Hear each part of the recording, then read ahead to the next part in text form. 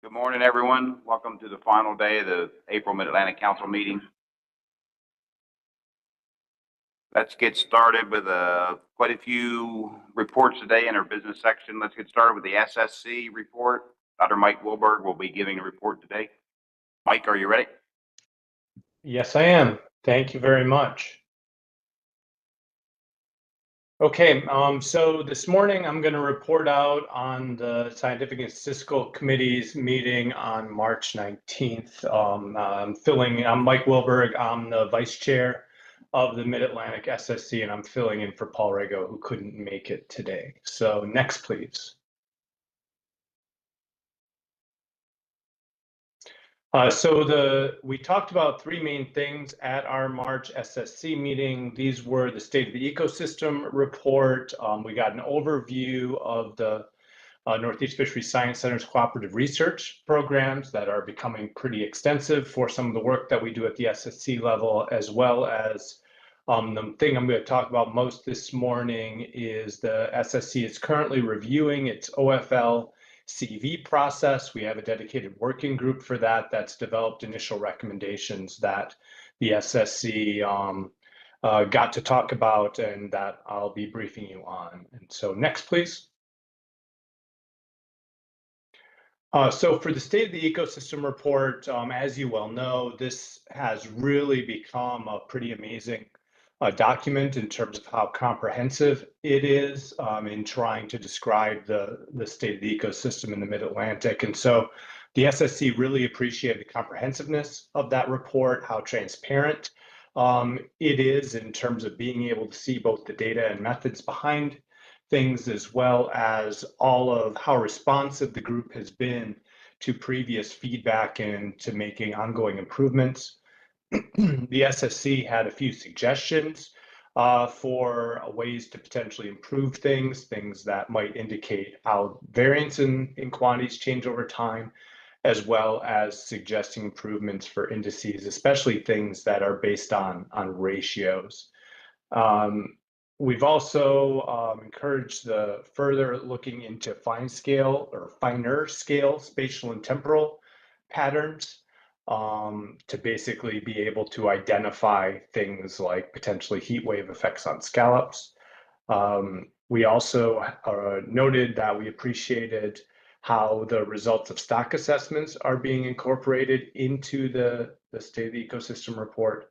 And we also encourage refinement of some of the indices, particularly related to socioeconomic ones, and made some recommendations about potential ways that those might be pushed farther forward. Next slide, please. So the next thing that we talked about is the cooperative research programs activities. And again, the SSC noted that they really appreciated the comprehensive both overview of those activities, as well as the cooperative research program has really made a dedicated focus in recent years to provide tactical information that would help with research track stock assessments. A few of the things that were brought up that the SSC provided feedback on were that there was a hook and line pilot survey that was ongoing, and the SSC made some suggestions to try and ensure it can be as statistically sound as possible. The SSC also highlighted the importance of getting very fine scale temporal data from squid fisheries to help improve or develop actually stock assessment models for these short-lived species that have been challenging to model in the past. And then the SSC also encouraged further development of other approaches to help integrate study fleet observations within existing monitoring programs. And so these include things like the observer data, vessel trip reports, dealer data, and vessel monitoring systems.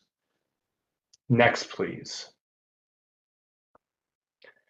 So the main meat of what we were making decisions on at the SSC were in terms of trying to improve the process that we use to basically set ABCs. And our specific focus in this meeting was on overall how we determine the amount of uncertainty that we apply for the overfishing limit when we're making these ABC decisions. So there was a follow-up, this is a follow-up report to what was given to the council in October 2023. The working group since that time met 3 times and basically to try and work on improving the process that we use to set an OFL CV. And by what I mean by saying we're trying to improve the process, we're really focusing on we're focusing on 3 aspects of it. The first one is we're trying to make the process more transparent. We're trying to ensure that there's consistency in the SSC decisions from one meeting and one stock to the next, and especially over years. And then the last one is we're trying to make sure that we're making decisions that are grounded in science. And so those are the 3 things that we're continuing to focus on. So our process to currently set OFL CVs is complex, and we try to make it as transparent as possible. It considers 9 factors for setting the level of uncertainty that we describe in terms of a coefficient of variation. And the coefficient of variation gets set into 3 different bins. We have ones for 60% OFL CV, 100% CV, and 150% CV. And then this CV gets used along with the council's P-star risk policy to set what the acceptable biological catch will be. So the key issues that were raised over the last year have been, are all 9 of these factors necessary? Can we, related comment to that is, can we streamline this process? How valuable are interim data between when we set ABCs?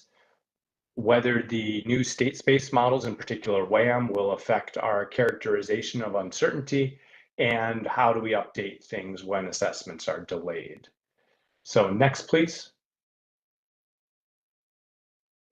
So our the main things that we considered going forward are that a recent worldwide literature review of stock assessment model performance suggested that a 60% OFL CV is likely overly optimistic in many situations. And this result also corresponds with some of the previous work that we did to originally set up these bins that looked at simulation study that looked at accuracy of the sort of stock assessment approaches that are used in our region. We also recommended from that work group that 3 of the 9 criteria that we've been using were found to either be difficult to interpret or ones that we ended up not really using, in that they were kind of aspirational rather than operational. And so we suggested removing 3 of those criteria. And those criteria were the 7, 8, and 9 ones of our previous process, that it was informed by prediction error, that looked at the fishing pressure as an important component of assessment accuracy. And then we also the other one we're recommending removing is that it's informed by simulation analysis or full MSE. This latter one is the main one that was aspirational, in that we really haven't had MSEs that have spoken to these such that we haven't been using that criterion. Next, please. And so another of our recommendations was to try and note more clearly that in the cases where we have poor data quality, that it's very little that we can do with the modeling to overcome that. And so we wanted to highlight data quality as as a kind of an overarching important factor. And so what we've done with that is we've recommended separating the criteria into 2 tiers. And so the tier 1 criteria would be data quality, model appropriateness, and part of model appropriateness is whether or not the model has substantial retrospective patterns as an indicator of potential issues. And so these tier one considerations would then set a lower bound on what the OFL-CV is. So for example, if across these three categories, they came up with an OFL-CV of the 100%, then regardless of what the other categories were, the SSC wouldn't make an OFL-CV decision that was lower than that 100%. And so then these tier two considerations would be ones based on empirical comparisons, ecosystem factors, and recruitment stanzas. Next, please. And then we also had some extensive public discussion over these recommendations. The public concerns included a concern about the recommendations essentially saying that we would be using the 60% OFL-CV bin less, and that these lower CVs imply, or if we're not using that bin as much, there would be a larger buffer between the OFL and the ABC in those situations. That there might be a need to reconsider differences in uncertainty among commercial and recreational fisheries. These are largely around that we have different levels of uncertainty for our commercial fishery data than we often do for our recreational catch data. And lastly, that we should have a better description of the effects of what this OFL-CV decision actually means for ABC recommendations and how it relates to the council's risk policy. And so we've been trying to clean up some of those things. So where we're going from here is that at our May meeting, we're going to be finalizing these recommendations, and the council will see these in June. And if these are approved, we'll be using our new process for the new stock assessments that we see in July for those ABC discussions. And we're planning to try to figure out a way to do a dress rehearsal for this so that we don't get overly bogged down in this process, and that we'll be able to make it through our July meeting without any glitches, as we have a lot of stocks that we need to set ABCs for at that meeting. Next, please. And so with that, I'd be happy to take any questions if there are any. Thank you, Mike. Any questions or comments?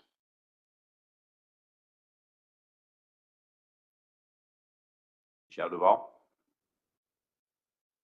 Thank you, Mr. Chair, and thank you, Mike, for the presentation.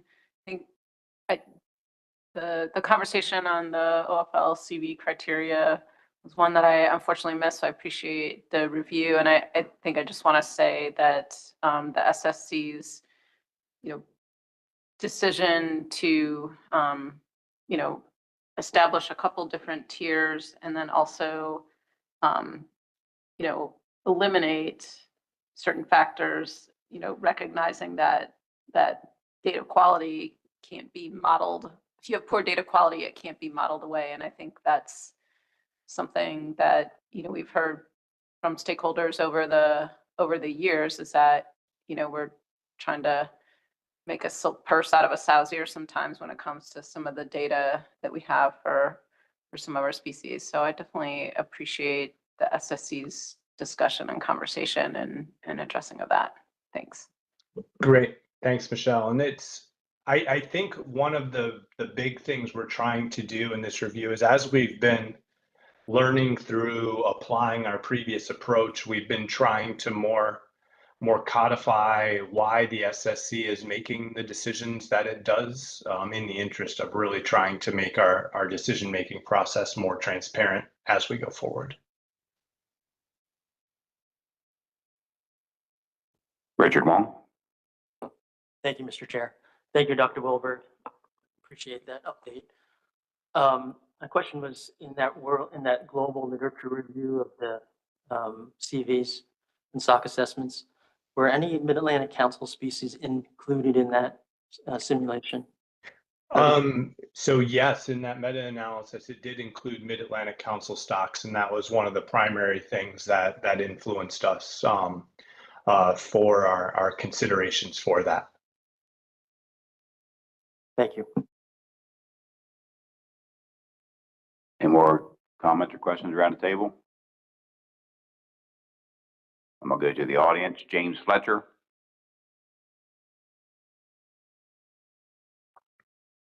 Given the new interest in microplastics and nanoplastics floating on the surface and the ability of the larval fish to ingest it and kill them, all of these CVs or OFLs do not reflect the loss of marine life due to man's actions. And the United National Fishermen's Association for the last number of years has pushed pharmaceuticals, plastics, and stuff like that. And the Science and Statistical Committee refuses or ignores. Is there any way that there could be a graph made showing as plastic increased, the overfishing limits and stuff have decreased? That it's not the fishing industry that's causing this problem of lack of resource. It's man-made products coming off of the land. Is there any way this Science and Statistical Committee or the council address the problem by asking the SSC to look at nanoplastics and how it affects the survival rate of fish? It's just frustrating to have been in this for 35 or 40 years and we're not addressing the problem. And it's what's coming off the land, not fishing. So again, could the council have to request that SSC look at plastics, nanoplastics, and man-made chemicals coming into the water causing the decrease in fish? How do we get the SSC to address the problems that we have? Thank you for your time. James Fletcher, United National Fishermen's Association. So while Mr. Fletcher is correct that plastic pollution and other sorts of pollution are typically not a explicit, or they aren't an explicit criterion in our current OFL CV determination. There are some things that we look at to try that I think would pick up the sort of effects that he's describing if they were clearly observed in the fish stock dynamics or in the data. And so the first of those is that trends in recruitment over time are one of our criteria, and that's one of the things that we look at very closely when we're considering both our OFL CVs and our ABCs, as well as other decisions. The other one is that I would say those concerns would largely fall into our ecosystem portion of the term of reference or our OFL CV process as well. And so it's definitely something that we have the ability to look at. I will add that at least in the most recent stock assessments for our stocks that I have that I'm recalling, I don't recall the sorts of analyses being done that Mr. Fletcher describes in terms of specifically looking at correlations associated with microplastics and recruitment or things like that.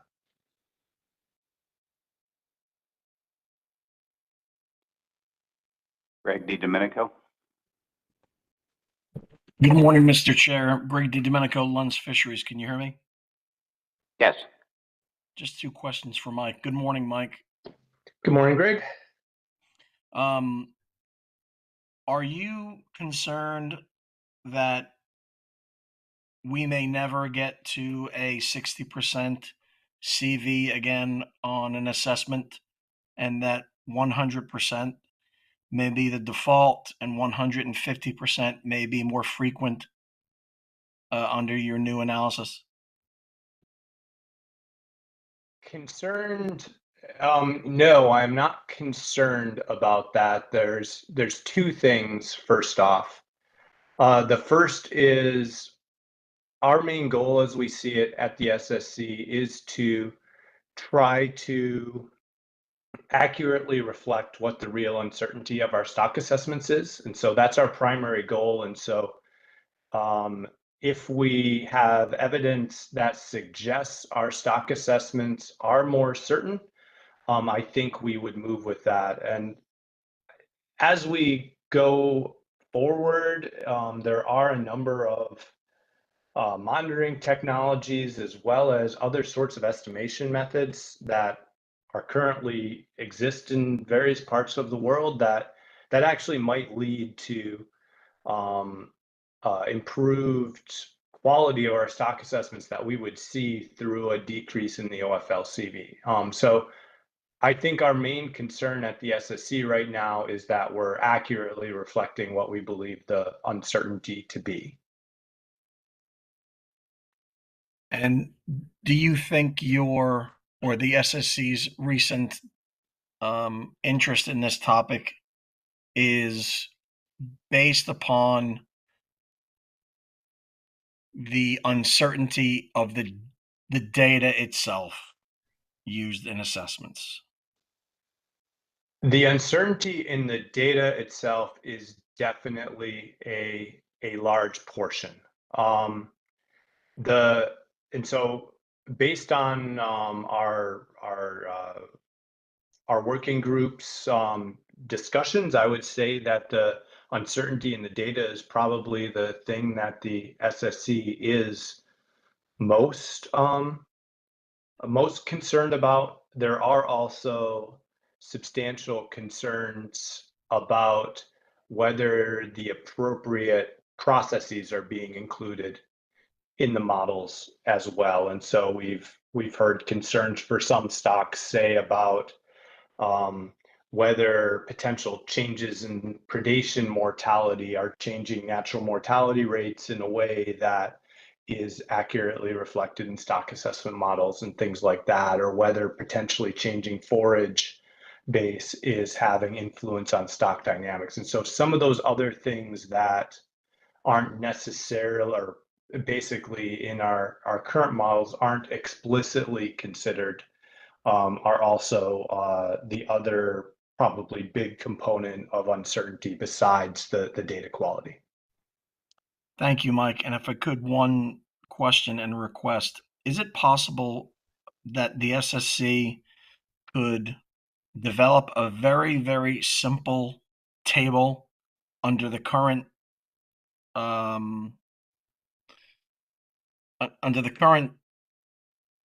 stock conditions for all of our species? Is it possible you could show the difference between OFL and ABC for 100, 150, and a 60% CV? That'd be possible? Yeah, it would be very straightforward, and we already have the numbers done. We just haven't showed them in a table format. We have a graph in our current report, but putting a table in that also reflects those numbers would be straightforward, and that's easily something we could do. And so I think that we can put that in the next version. Thank you very much.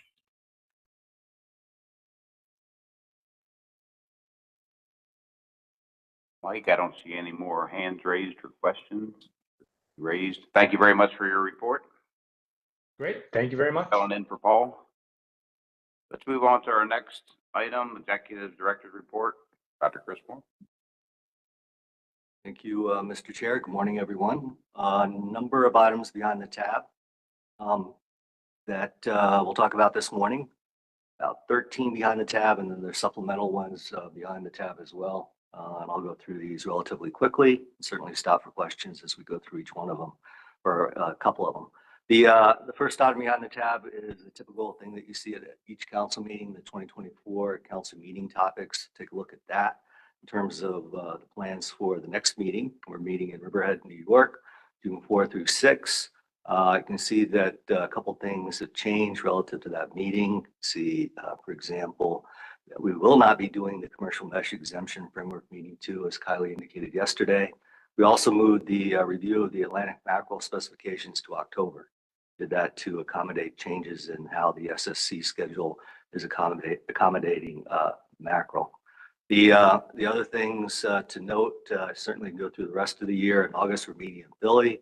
It's important to note we're not meeting at our typical hotel in Philly. So don't drive to the notary and flip them your keys and get out and check in and find out like, oh, we're not meeting at the notary, we're meeting at the Westin. So the Westin is pretty close to the notary, but we thought we'd try a different hotel. So don't forget that. The October meeting is going to be in Dewey Beach. We're going to finish up the year in Annapolis. One thing to note as well is that we will have an extra meeting in October. So you see in blue there, the October TBD meeting. That's a joint meeting with the policy board. That meeting will occur during ASMSC's annual meeting, just held October 21 through 24 in Annapolis. So we'll let you know the exact date for that. I would expect you can go to the meeting if you want, but the meeting will be virtual as well. So it'll probably be somewhere around 2 hours. And we'll get more information on that as we proceed through the year. Any questions on the schedule or anything there for 24 before I move on? Okay, seeing none. The next couple documents are our typical update documents indicating where we're at with specifications for our fisheries and the documents that we provide to the National Marine Fisheries Service and the documents they work with us on. So you can see where we're at with a number of those. Note that we're still working on the squids, mackerel, spiny dogfish specifications. We expect the mackerel specifications to come out relatively soon, though. A couple of you asked me about the status of a couple actions that we took back in, well, we started with, for example, one, the Black Sea Bass Commercial State Allocation Amendment back in 21, finished that up in 23. There's still some things relative to that have to happen, somewhat minor, but we're still waiting on those. Probably more importantly, we are working with GARFO to get this LX vessel hold capacity framework out. So you can see the timeline for that. The next document is the status of council actions under development. So in case you forgot what we're doing relative to these various actions, you can see those. There's a good description there, as well as a status and the staff lead for those various things that in case you need to contact someone or have any questions. The next item on the tab is our 2025 council meeting schedule. So we have finalized that. Shelley has signed contracts with a number of hotels up and down the Eastern Seaboard. We'll be back in New Jersey in April, pretty close to here, the Seaview, Dolce, and Galloway. And then you can see where we're meeting for the rest of the year. Some typical places. One new place in December, we're meeting at the Madison Hotel in DC. That'll be a new venue for us. Any questions about any of that? We move on. Okay, seeing any. The next item behind the tab is a memo from Mary to me detailing our plans for the 2025 to 2029 strategic plan. So this would be the third strategic plan that this council has been involved with. You can read through the background that Mary has provided to me. You can take a look at how things proceeded for the prior strategic plans, the 2014 to 18 strategic plan, as well as the 2020 to 2024 strategic plan, which we're using now to guide our activities. So basically the strategic plan is an important, not basically, it is very important document to the council. It's an important document that relates to our annual work plan, our annual implementation plan, guides our activities as it relates to research as well. You can take a look at the timeline. We have basically action anticipated by the executive committee in June, followed by a presentation to the council in August, and then by the end of the year we'll have it wrapped up. Any questions about that? So start thinking about the strategic plan. This is a different approach than what we've used in the past, and a little more streamlined, but I think appropriate given where we're at with the strategic plan. The next item behind the tab is an executive summary from the partnering group. Remember the partnering group, those are the folks that were here. I can't remember what meeting they were here, but they have met with us at our council meeting. We've engaged them to basically look at our management process, take a look at increasing efficiencies and effectiveness. You can read the overview as to how things have gone for that particular project, as well as the next steps, what they plan to do, and when they plan to complete the projects. We'll be looking at that later this year. Any questions about the partnering group or that particular project? Okay. The next item behind the tab involves money. So this is a request from the executive directors to Janet Coit regarding how much money the councils get relative to their grants.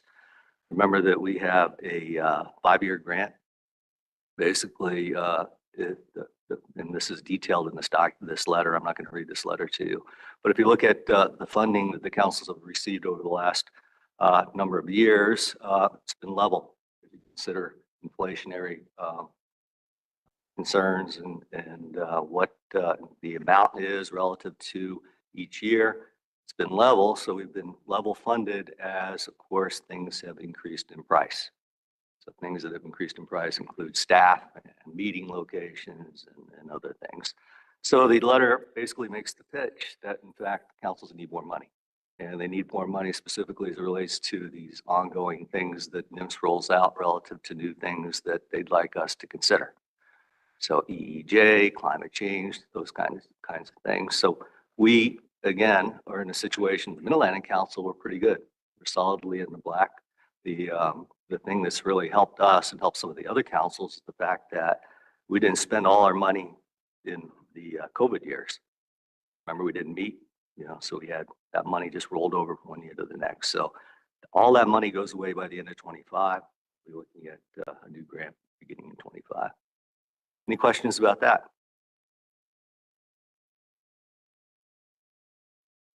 Okay.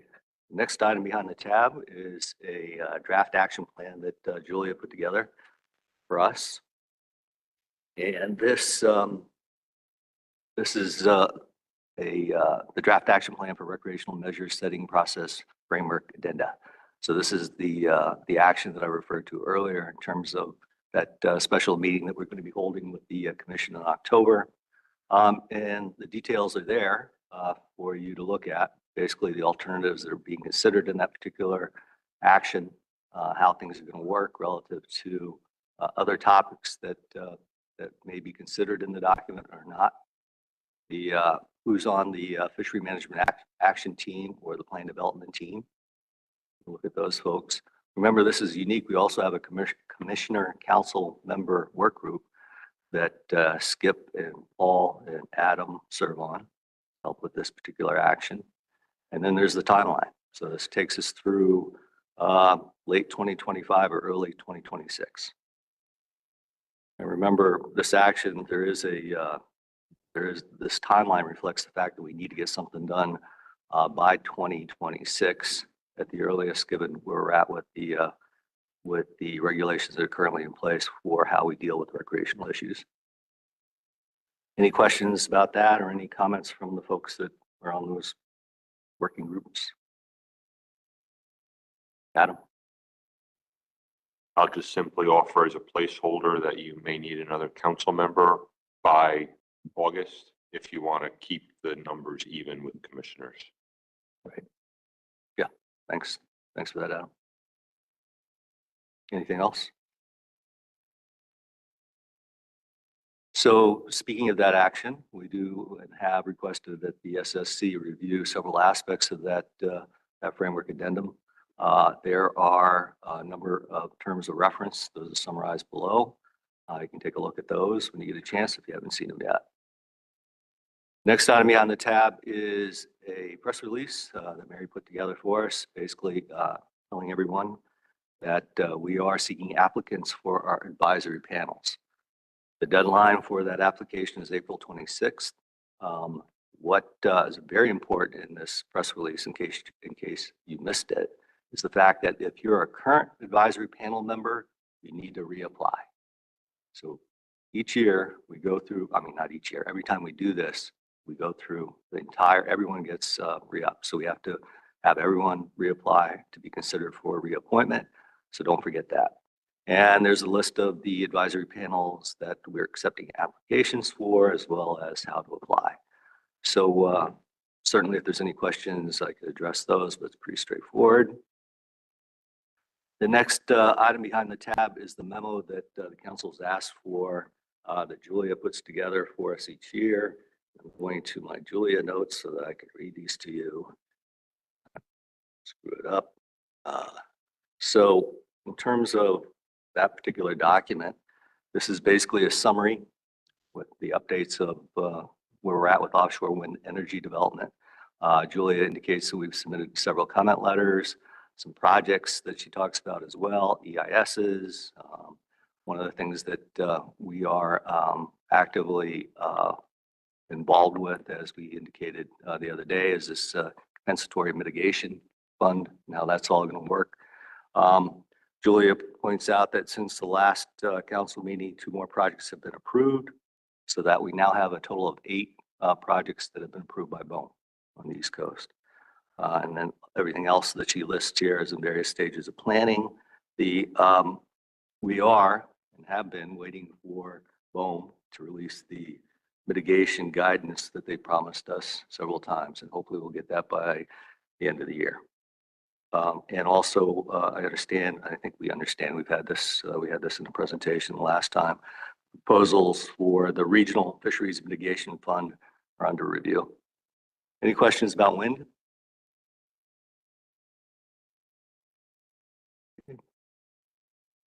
Seeing any. There is a document that we have behind the wind summary that Michelle asked that we include in the briefing book, and there it is.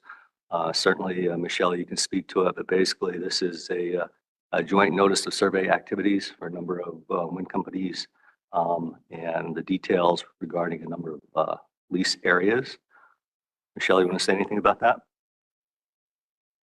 Thank you, Dr. Moore. Just quickly, several of the New York Bight leaseholders have lease areas that overlap with recently reopened New York Bight scallop rotational area. And so the developers got together to put together this notice and included it as, part of the public comment during the recent scallop advisory panel meeting at the end of March, and then sent that around to state agencies as well as the council and other interested parties, and sent that out to distribution lists, just letting folks know what survey activities were going on in there to just promote coordination with the fishing industry.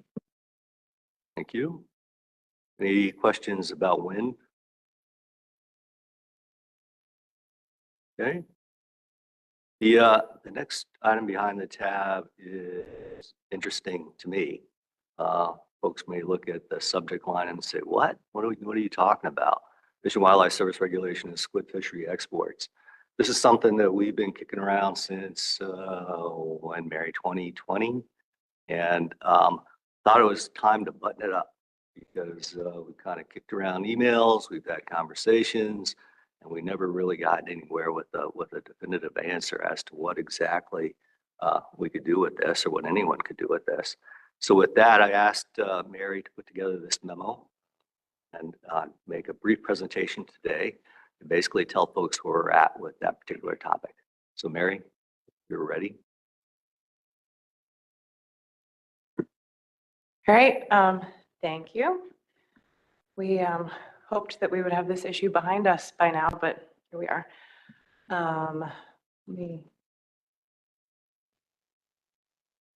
Stephen, can you advance 2 slides for me? I can't get the pointer to work.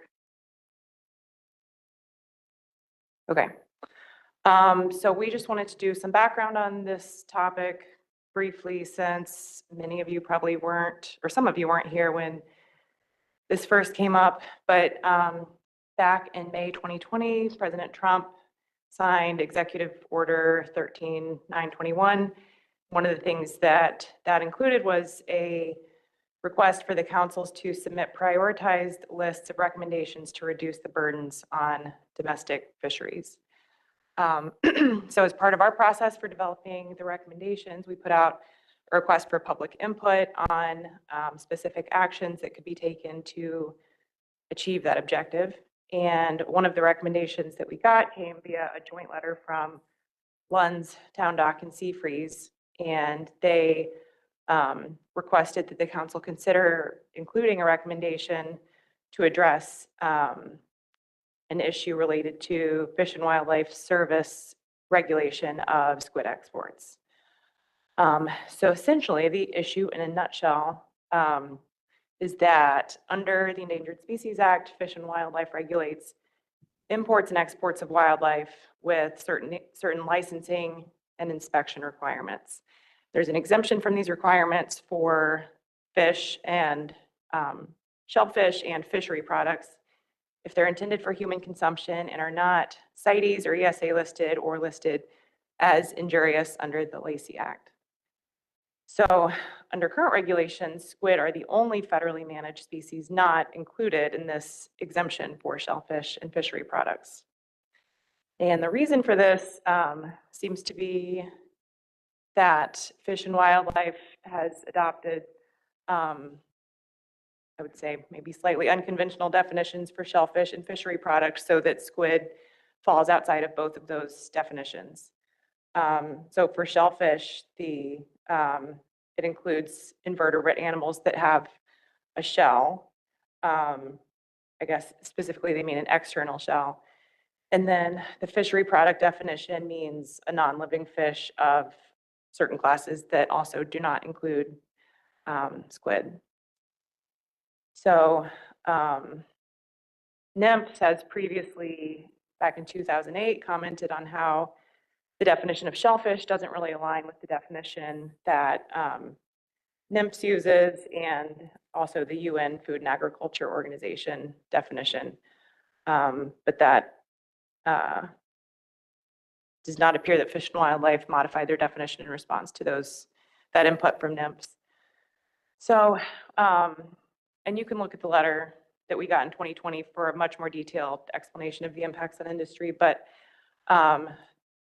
basically squid producers can only ship from designated ports and must pay inspection fees, paperwork fees, and license fees. And they've reported that these requirements are redundant, time-consuming, and costly, and that they add layers of costs and create operational inefficiencies that result in making U.S. squid less competitive in the international market. And I'll just note that when this first came up in 2020, the council asked staff to look into whether there was any sort of, whether we could find any justification for excluding squid from this exemption. And we really could not find any evidence that squid are more vulnerable to illegal trade than any other fisheries that are covered by the exemption.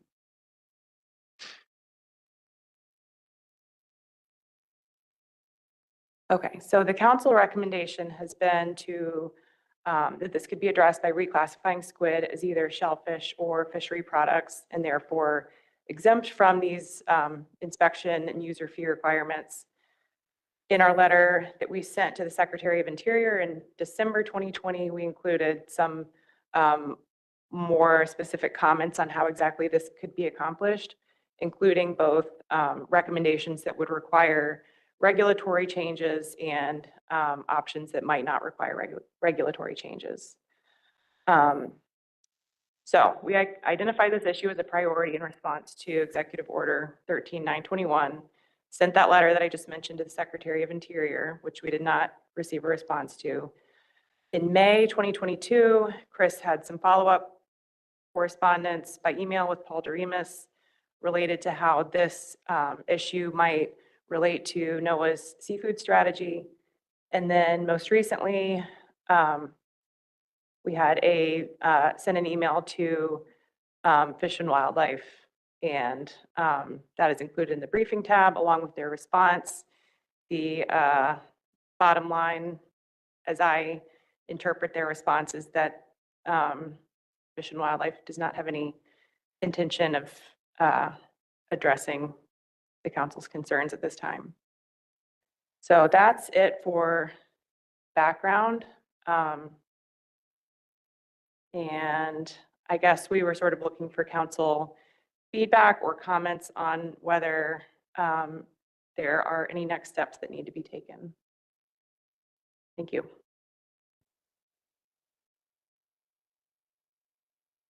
Thank you, Mary. Comments, questions? Yes. Peter. Thanks. I was just looking for the presentation. In your presentation that governs it, they don't define squid as a shellfish. Do we know how the FDA defines squid? Because wouldn't that hold a greater weight, their definition? I mean, come on, people, let's all work together here. You know, if we're all going to define it differently, then, you know, just a thought. So I don't know if Mary has a comment to that, but just to jump in, that is the rub, right? Yeah, the definition. So I don't think there's much we can do to change that definition. Certainly there's things that could be done from a regulatory perspective or a legal perspective that might change them down the road. But, you know, the issue is significant in terms of its importance to the squid industry. It's not an insignificant amount of money that we're talking about. And again, I think it's important. Certainly it was important to the council back in 2020, and that's why we continue to pursue it and see what we could find from Fish and Wildlife Service. But I think at this point, we're done. There's nothing more that we staff can do to deal with the topic. Adam and Michelle. 2 points. One is that this was a pretty comprehensive response, in my opinion, from Fish and Wildlife Service within just a couple-day turnaround. So I'm wondering if there had been some type of table setting that had occurred in previous days to your actual correspondence being sent that had them prepped for sending something like this in what I would consider a relatively short amount of time for a response of this magnitude from the government. So any context you can provide there. Let me stop there, see if there's anything there, and then I'll jump to my second. So Mary can help me with this, but I think the fact that we got that response relatively quickly really reflects the fact that the response wasn't different than the response that we got before. Right? So it was already prepped because they had already said that to us one way or another. We had some additional detail, which I think was helpful. We'd also had continued over the time frame that Mary provided to you all today, some interaction with Fish and Wildlife Service that you haven't seen. So it was like after, I can't remember, Mary, back in 22 or 23, it was, who should we be talking to in the Fish and Wildlife Service? And we got an email from someone that kicked us up to someone in the Northeast region that kicked us to someone, you know, in law enforcement. So we finally found this person, right, that I sent that email to. And so maybe that, you know, over those several years or year, we had been thinking about it at least someone may have been thinking about it. I don't know. I'm just hypothesizing. But certainly, you know, getting the response was good, you know, one step. Okay, so that was helpful in terms of, is there a pathway forward? Because I think if I'm hearing you correctly, your interpretation is from the Fish and Wildlife Service perspective, this is a closed door, is what sounds like I'm hearing. There was a line in the letter that caught my attention as potentially leaving a door open. I would be interested in your interpretation, where at the bottom of the first page, they reference National Marine Fisheries Service regulations specifically refer those engaged in international trade of commodities subject to its jurisdiction to service regulations for import-export requirements. Is a potential interpretation of that sentence that if we want to see change in those import-export requirements, that we should be pursuing NIMFs to not defer that authority to the service and instead take it on itself? Is that potentially a avenue to pursue here? So it's a little fuzzy, but one of the years that, post 2020, we did approach NIMS. We did write a letter to NIMS and basically had that conversation. And I think, Mary, you said it this morning as part of, we linked it to the seafood strategy document thing that was coming out at the time. Basically pointed out that we could use NIMS help in getting this resolved, and didn't get anywhere with that. Bottom line. Okay, so if I'm not going to make a recommendation as to whether or not, I will leave it to the full council and leadership to pursue whether you want to continue to pursue this. I would just offer that if you do choose to continue to pursue this, I would recommend using that aspect of this letter to go back to NIMS and say, here's where the service is leaving the door open for some action by NIMS to help with this. Would be the only pathway forward I could see at this point. Thank you. Thanks, Adam. Michelle? Yeah, maybe just one comment and one question. I guess it's disappointing that this is just sort of devolved into almost a back and forth, or at least, from my perspective, that, the council's pursued everything, and, it's just biologically incorrect to say that squid don't have a shell. I think the thing that caught my eye was the line in the last paragraph about, the fees collected from the exports of shipments containing squid averaged 0.09% of the declared value. So I think, certainly what I see is a deliberate attempt to try to minimize what might be collected from this. I mean, I would certainly be interested in knowing, okay, well, what does that 0.09% equate to? We know that these are large shipments, as you've indicated, and I think as stakeholders have indicated that, it's a lot of money. So I agree with Adam. I think defer to whatever council leadership wants to do. That would be my only outstanding question, is exactly what is the magnitude of that 0.09%? Thank you. Let's see, Eric. Yeah, thank you, Dr. Moore, and thank you, Ms. Sabo, for persisting in this really bizarre discussion. I'll start with Michelle's point about the 0.09%.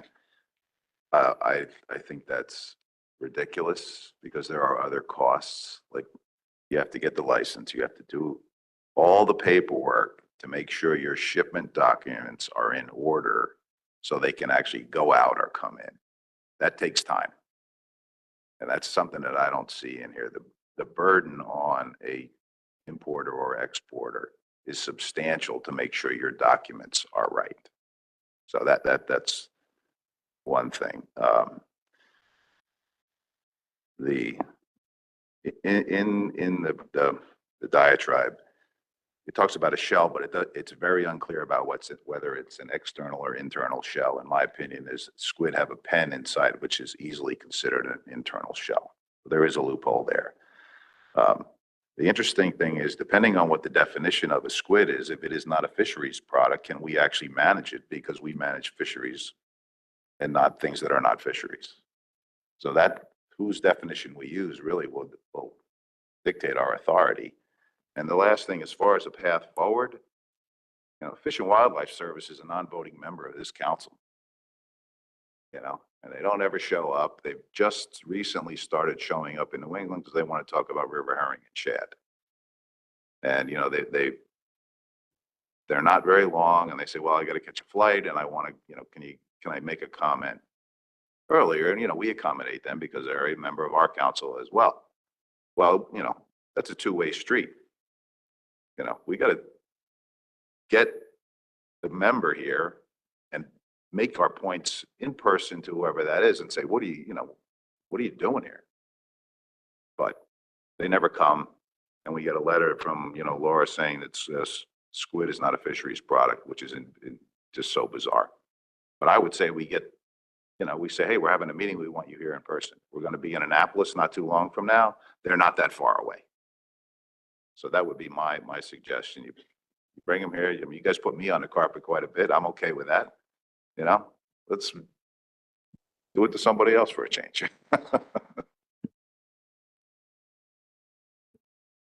Okay, around the table, see Mike? Yeah, I just have a question, Eric. You probably know the answer to this. Might know the answer to this. So in addition to our squid products, is this also an issue that's affecting the West Coast? Yeah, absolutely. I mean, it probably, honestly, as far as the sheer volume of shipments, I think the West Coast probably has more shipments than we do. I mean, they're market squid in California. I mean, their quota there is 100,000 tons. So the sheer volume, it's not as high priced as our squid, so the percentage is different, but it definitely affects them. And I think part of the reason we started this was because there are East Coast processors who are now West Coast processors as well. And we were concerned about it. So, yeah, I mean, this is on both sides, for sure.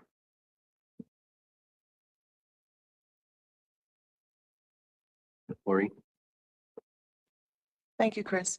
This is sort of a small detail that we should consider. Many federal agencies have a different definition of shellfish.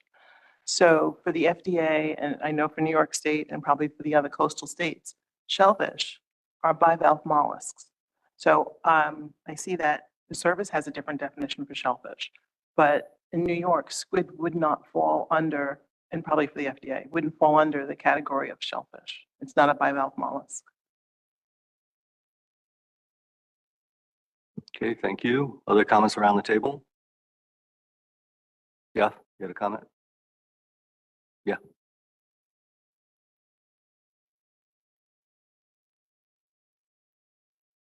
Yeah, thank you, Mr. Chairman. Thanks, Chris. And I really appreciate everybody's comments this morning. So I'm Jeff Kalin with Lund's Fisheries, and we do operate on both coasts. And as you guys know, Town Dock and Lund's, and then Sea Fresh and Sea Freeze all had the East Coast squid certified by MSC. And we did the same thing on the West Coast. So this is an issue that affects both coasts. I was talking to Mary and Megan last night, and you thought you were done, Chris, but actually the United States Trade Representative's Office has an initiative that was published recently on promoting supply chain resilience in specifically in a number of industries, specifically including agriculture, forestry, and fisheries. And the question is, what are the examples of trade and investment policy tools that potentially could be deployed in the following sectors to enhance supply chain resilience in these sectors? What features of the current policy landscape are working well or less well to advance resilience? This was the issue that we thought about last week when we were looking at the Federal Register and planning on comments to USTR by the 22nd of this month. Then they're going to have a hearing in May in DC. So it would be fun to see if we couldn't get U.S. and Fish and Wildlife Service at their hearing and have a USTR ask some questions about this. And all we have to do is accumulate everything we've already sent that was detailed in your overview and get our companies to sign on. I could probably get California Wet Fish Producers Association to sign on. Mark Fina knows the issue, literally overnight, and just give them one more full court press through USTR and see if we can embarrass them into compliance or something like that. So that's my idea. After it's very timely, and we were going to do it individually anyway. So if we could work with Mary to accumulate everything that we've sent out. That's my request to the council on behalf of the other processors, I think, this morning. So thank you. Okay, thank you. Yeah, and we'll reach out, Jeff, to talk to you about that. Certainly. Other comments? I think I have someone online. Jim Fletcher. Shouldn't this project be kicked to the Department of Commerce and Department of State? Don't they both control wildlife and national marine fisheries? Kick it to the top. Don't go round and round. Kick it to the top. Thank you, United National Fishermen's Association. Thanks, Jim. Other comments before we move on? Okay, thanks for the discussion this morning. We'll get back to you on a number of the things that were mentioned. Thanks, Mary. We are moved to the supplemental materials behind the tab. The number of items, I'll go through these relatively quickly. I think most folks around the table know that there's a proposal for a Hudson Canyon sanctuary. And that's ongoing. We first talked about a Hudson Canyon sanctuary back in 2016. That proposal went away, came back in 22. We're now proceeding with actual meetings to talk about what that might look like. I'm actually a member, I'm listed as a non-voting government member of this, the SAC, the Sanctuary Advisory Council. Megan and Greg are voting members on that particular council. There was, you can take a look at the agenda for a recent meeting. It happened April 2nd in New Jersey. I attended virtually. There were a number of items on the agenda. One of the things that I had hoped that they would have spent some time on was the actual plan for the sanctuary. They didn't get a chance to really talk about that in detail, but it was on the agenda. So they've scheduled another meeting for May to go over that particular plan. The draft plan document is also behind the tab, so you can take a look at that. It's pretty extensive, 4 or 5 pages, a number of things that that might pique your interest and certainly would stimulate some questions if you haven't seen some of these things before. We as a council have weighed in on the sanctuary. There's a letter. The other item behind the tab is a consultation letter that we provided in January of 23. And we had a couple very direct statements in that letter. It said things like the council considered Section 304A during its December 2022 council meeting and determined that fishing regulations beyond those already in place in federal waters are not necessary to implement the proposed Hudson Canyon National Marine Sanctuary. So nothing's changed. That's as far as, as I know. I think that's still the council's position, certainly the one that I articulate when asked.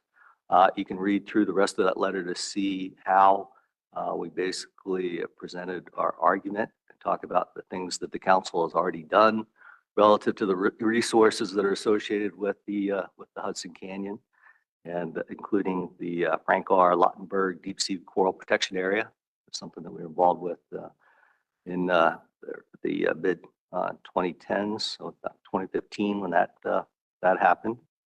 And I think I'll stop there relative to the Hudson Canyon Sanctuary proposal at this point. It is a proposal. We have no idea where the Hudson Canyon Sanctuary would be except around Hudson Canyon. And we have no idea how big it's going to be. So the early proposal that we saw was a pretty big box around the Hudson Canyon. And obviously the box stimulated a lot of concern because the immediate reaction was, oh no, that's an important fishing area for me. Now I'm going to have to deal with another group of folks that are involved. There may be more fishing regulations that now are going to apply to me. So there's a lot of concern. This is a multi-year process. So we started again to have these meetings. It's going to be several years, I think, before we actually have a Hudson Canyon sanctuary, if it does happen. But at this point, it's still a proposal. So with that, I'll see if there's any questions. I don't know, Megan, if you want to say something real quick relative to the sanctuary, now would be a good time. So if you want to come up to the mic.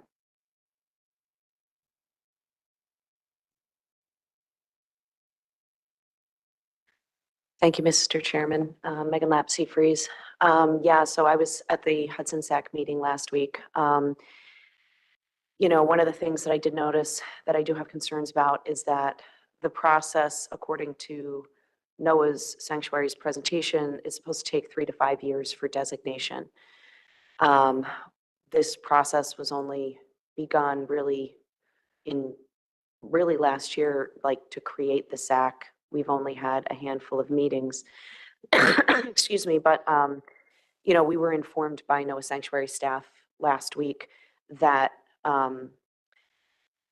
this is going to be expedited. The latest that they can get the draft management plan to the Office of Management and Budget is August or early September. They want to push it through before the end of 2024. So instead of a 3 to 5 year process, really we're looking at a 2-year to 18-month process. We, as the Sanctuary Advisory Council, will not see the documents before they are put as a proposed rule in the Federal Register. We're giving our input at this point, but it's, once it all goes to NOAA's Office of National Marine Sanctuaries, we don't know what they're going to do, what they're going to write, and the first we will see of it will be when the first of you guys all see of it when it shows up in the Federal Register. Myself and Greg, as commercial fishing representatives, we did give a presentation last week. I should have gotten it to the council, but I just didn't even think about it. Because most of the SAC members are not familiar with fisheries regulations. We're really the only 2 people there that really know what happens here at this table. So the point of the presentation was to show all of the lines that are currently in the ocean, what they look like, the types of spatial regulations that fisheries are restricted to. We used the SSC report that was developed, to show conservation areas all across the United States and specifically in the Mid-Atlantic. And, the final slide, to Chris's point of, fisheries concerns and lines that are already in the ocean, if you take the original proposed boundaries of the Wildlife Conservation Society and you put them up against the SCUP GRAs, it connects the northern and the southern GRAs. So if this were to go in with any fisheries restrictions, that's a very good portion of the Mid-Atlantic closed at that time of the year. I do still have concerns. I think the Sanctuary Advisory Council is in agreement that, fishery should continue to be managed by the Mid-Atlantic Council. But, there's always an outstanding question because we don't know what these documents are going to look like before NOAA puts them out there.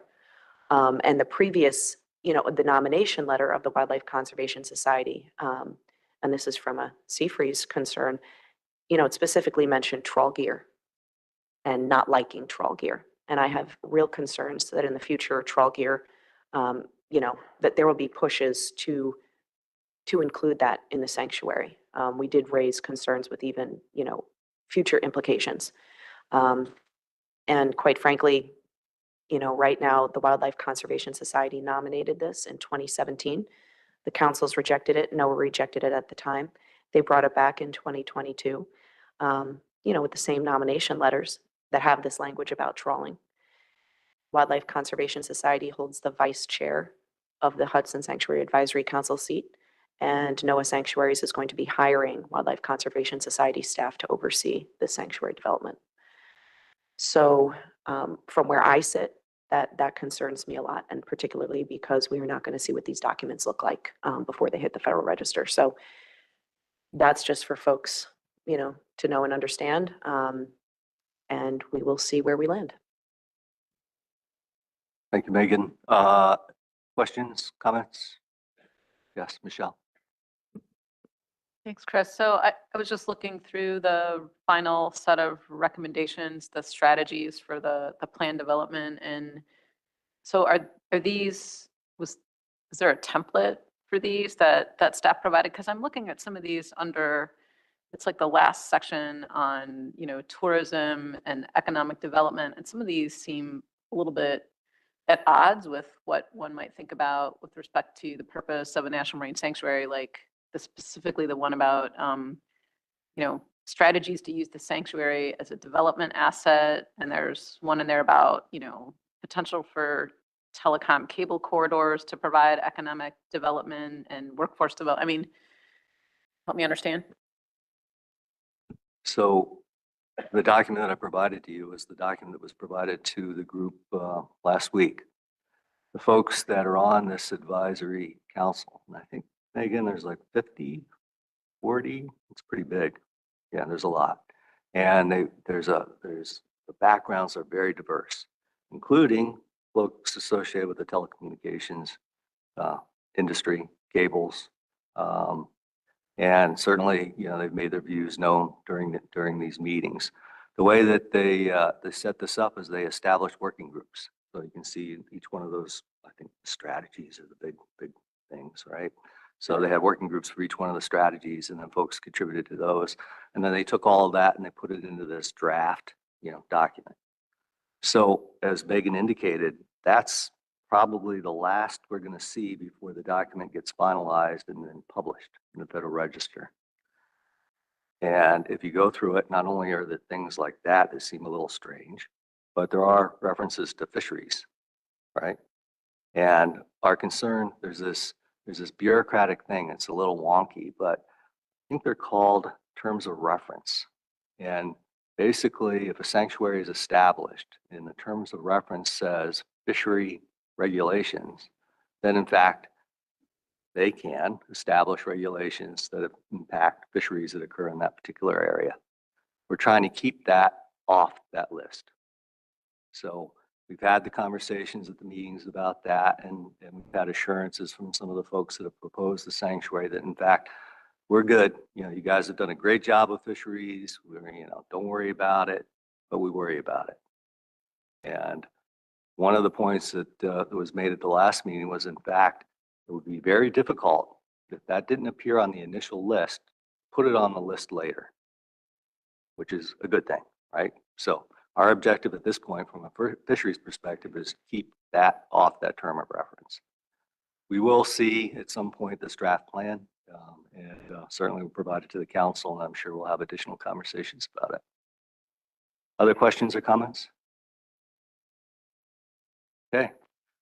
Very quickly, there are 2 additional offshore wind updates from Julia. She can't help herself. And you take a look at what they are. They're very, actually, one of them is the approval of New England Wind. So this is BOEM approved up to 129 turbines located about 20 nautical miles south of Martha's Vineyard. You can take a look at the documents by clicking on those, the record of decision or the other documents that you referenced there. And then the other thing is that for whatever reason, the National Academies scheduled this meeting right over our meeting this week. A number of folks were interested in that meeting. This is the National Academies Committee on Offshore Wind Energy and Fisheries. Pretty important topic for us. Fortunately, it was April 8th to 9th, which was this week. So you can take a look at the meeting agenda. Certainly, we will follow up in terms of what happened at that particular meeting, we being Julia, and she'll provide us some additional detail once we have it. So the last thing I'll talk about is a letter that we sent to Mike recently, April 3rd, basically supporting an EFP, put a mess at farm, basically do some work in a habitat area that we've heard quite a lot about. It's up in New England. So this is the details here. Basically, you can read it. New England Fishery Management Council designated the Great South Channel HMA through its omnibus habitat amendment, identified 2 areas that we were interested in. They were interested in following the identification of the 2 research areas. The New England Council recommended a suite of research objectives for that area. And basically the EFP indicates some research is going to be conducted in one of the areas. And I'm bringing this to the council's attention because this is the area that the clam guys were interested in us basically opening up for additional harvest of surf clams. So we'll see what happens there, but I think it was important for us to indicate that in fact we supported the EFP and look at the letter there. With that, Mr. Chair, I'm done. Thank you. Any questions on any of those things? Anything else? Eric? Yeah, I have something else. I can wait.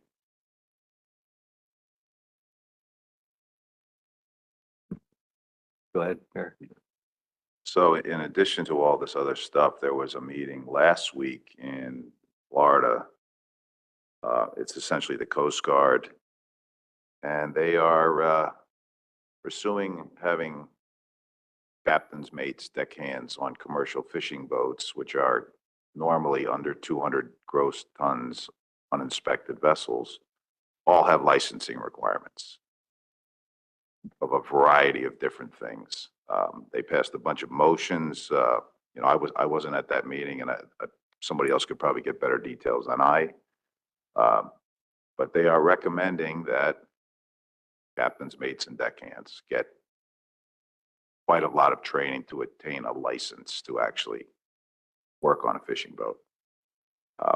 The recommendations are going to have to go to Congress, and the Congress has to approve them. I don't know how that's going to go, but it is a pretty scary thing. I mean, you can hardly get guys to go on deck anyway, and all of a sudden, if they have to have standard training for watch and all this other stuff, I don't know how you're ever going to get anybody, because fishermen know a lot about the rules of the road and getting from point A to point B. But when you start having to license all these guys, maybe in a couple of different languages, it is going to further disrupt the ability to go fishing. So we should all be aware of that. Tom Damron, who's a clam guy from not too far from here, he went to that meeting, and I got some of the motions here. But if we could inform each other about how this is working, it's pretty scary. So just add that little cherry on top of all the other stuff we have to deal with. So sorry about that. Quinn? Yeah, thank you, Mr. Chair. Eric, was there any, or do you know the cost to the industry if something like that would go through? Was that talked about? Well, I suppose, Sonny, it depends on how you're doing your homework. I mean, you can go to school to get the master's license, and that is not cheap. I mean, it might be $1,000 or something like that. I don't know the exact costs. Certainly now, people that are involved in doing survey work or guard work for offshore wind, they want the master at least to have some sort of license, and they want the crew to be trained. And they normally cover that cost, so I don't know exactly what it is, but it's not inexpensive by any means. Mike Luisi? Thank you, Mr. Chairman. Maybe Eric, maybe you can help me, or folks involved. This is something that I'm just not aware of. So as a crew member on a vessel, you're referring to the smaller vessels, right? Or I caught a number in there, but I didn't exactly understand. We're talking small vessels or large vessels? We're basically talking about commercial fishing vessels, period. Now, on the East Coast, most of the commercial vessels are under 200 tons. I mean, you can have a 110-footer that's under 200 tons. There's a handful of guys who are over that. They have licensing requirements already for the master. But you're talking about boats from whatever 200 tons looks like, all the way down to, like, Sonny would be required. And I don't think his boat is 200 tons. So it's kind of a blanket something.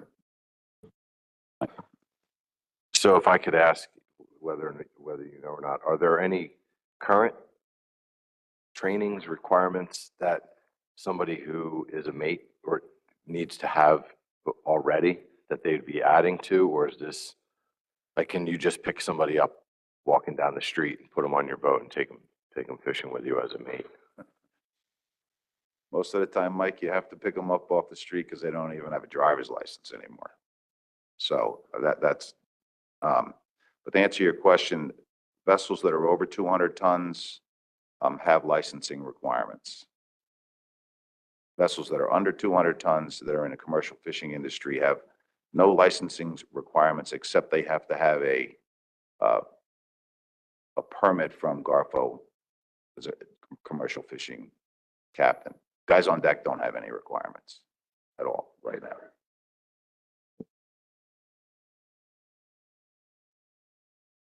Dan Farnham.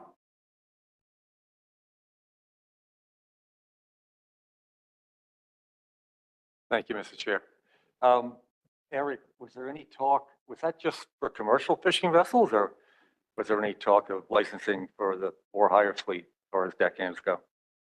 All I see is commercial fishing regs. I mean, if you're carrying passengers for hire, there are some licensing requirements for the captain, depending on, you know, how big your boat is. I think there's guys in the room that know better than me. If you're a six-pack guy, you have one, you might not have anything. If you're running a party boat, you know, with 70 people on it, you have to have a license, some sort of license to run those boats are inspected. The bigger ones are inspected. The smaller ones, I think, don't have as stringent inspected requirements. Dan?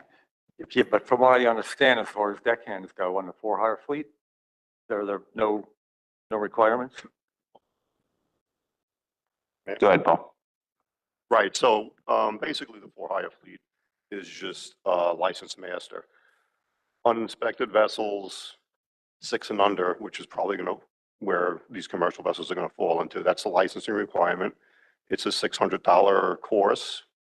There's medical exams involved. There's renewals. There's all kinds of stuff involved in that.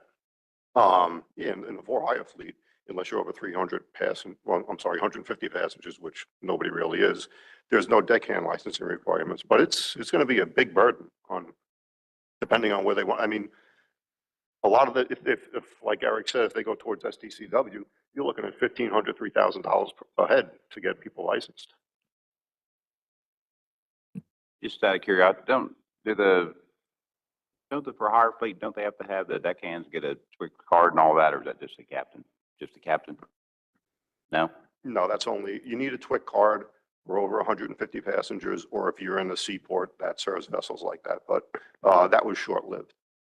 You do need to get a TWIC card for any MMC, for any credential that would be required for this. So that's a one-time fee and a huge federal investigation as well. All right, thank you. Skip. On the head boats, our crew do have to be drug tested. Adam? I think the biggest concern I would have here with crew is that all of these licensings that we haven't touched on here today have sea time requirements that you have to demonstrate. So 360 or 720 days of sea time that you have to document before you could get any of these credentials. Where are you going to hire a crew with that requirement? They'll never get a license. The whole, you know, that how you get a license in the for-hire sector, OUPV, or master's license is generally by being a crew member and having that captain sign off on your sea time. That's the way forward. So the idea of being asked to get one of these licenses with no way to get the sea time, it's an impossible ask. There is zero crew at that time. Tom? Thank you. Eric, where would this report be available? I wanted to take a look at it. I'd have to send it to you. It's, I just got a bunch of meeting minutes. That's all I got. But it's U.S. Coast Guard, NC, SFS, or something like that. The meeting was down in Florida last week, so I'll try to help you out with that. But I'm still trying to figure it out myself. Okay, thank you. Bobby? Thank you, Mr. Chairman. This is not the first time that this has been pitched. I can think of at least 2 times prior that the Coast Guard has kind of got on its high horse and tried to push licensing for fishing vessels. Hopefully, the outcome this time will be the same as the prior 2 times.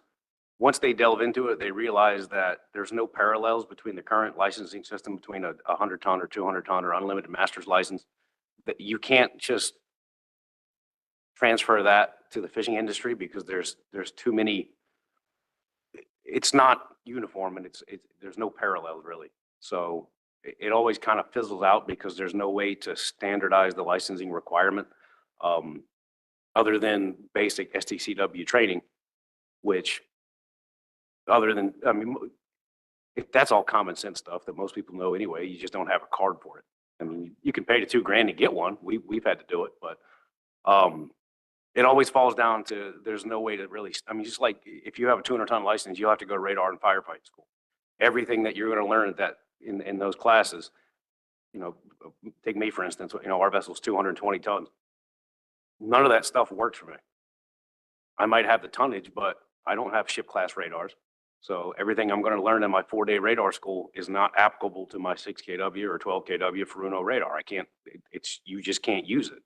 Same thing with firefighting. We do not carry that sophisticated of a fire suppression system. I mean, I don't have full rollout gear. I don't have, you know, multiple Scott air packs, and we don't have firefighting teams, and we're limited by personnel. I mean, we have 3 people on a boat. I can't have 2 fire teams of 6. So it's something that's been brought up before, but until they actually really dig into it and decide what the qualifications are and what the need be's are, I think it's just kind of fizzle out because there's no way to really. It's not like you know a tug and barge operation where you can be like, all right, you're standardized to this, you're standardized to that. It's too widespread, and the same would fall for party charter. Every boat's different. I mean, if you look at a tugboat is pretty much a tugboat. They're all kind of set up the same. If you look at party charter or commercial vessels, you're hard pressed to find 2 alike. So it's not something that I'm not concerned with, because if somebody decides to stroke a pen and say this is now a requirement, then the burden for everybody is going to be significant to jump through hoops to get a piece of paper that is utterly useless. But just so everybody is aware, this has been broached before, and it always kind of flops and dies, but maybe this time it survives, and that would suck. Thank you. Dan? You sure this meeting was on April 1st? Yeah, unfortunately, it was not. So, and Bobby's right. I mean, the first time I saw it was back in, I think, 1990. It came out, or 1992, something like that. But, you know, I just wanted everybody to be aware of it, you know, in case somebody from Congress wants to talk about it with you, so you've got some idea what's going on. But it'll be extremely complicated, and it'll be crippling if it actually goes through. I guess that's my point. All right, thank you for bringing that to our attention, Eric. Let's just take a little bit of break. We'll come back at 10:40, give people a chance to check out or whatever, and we'll come back with organizational reports.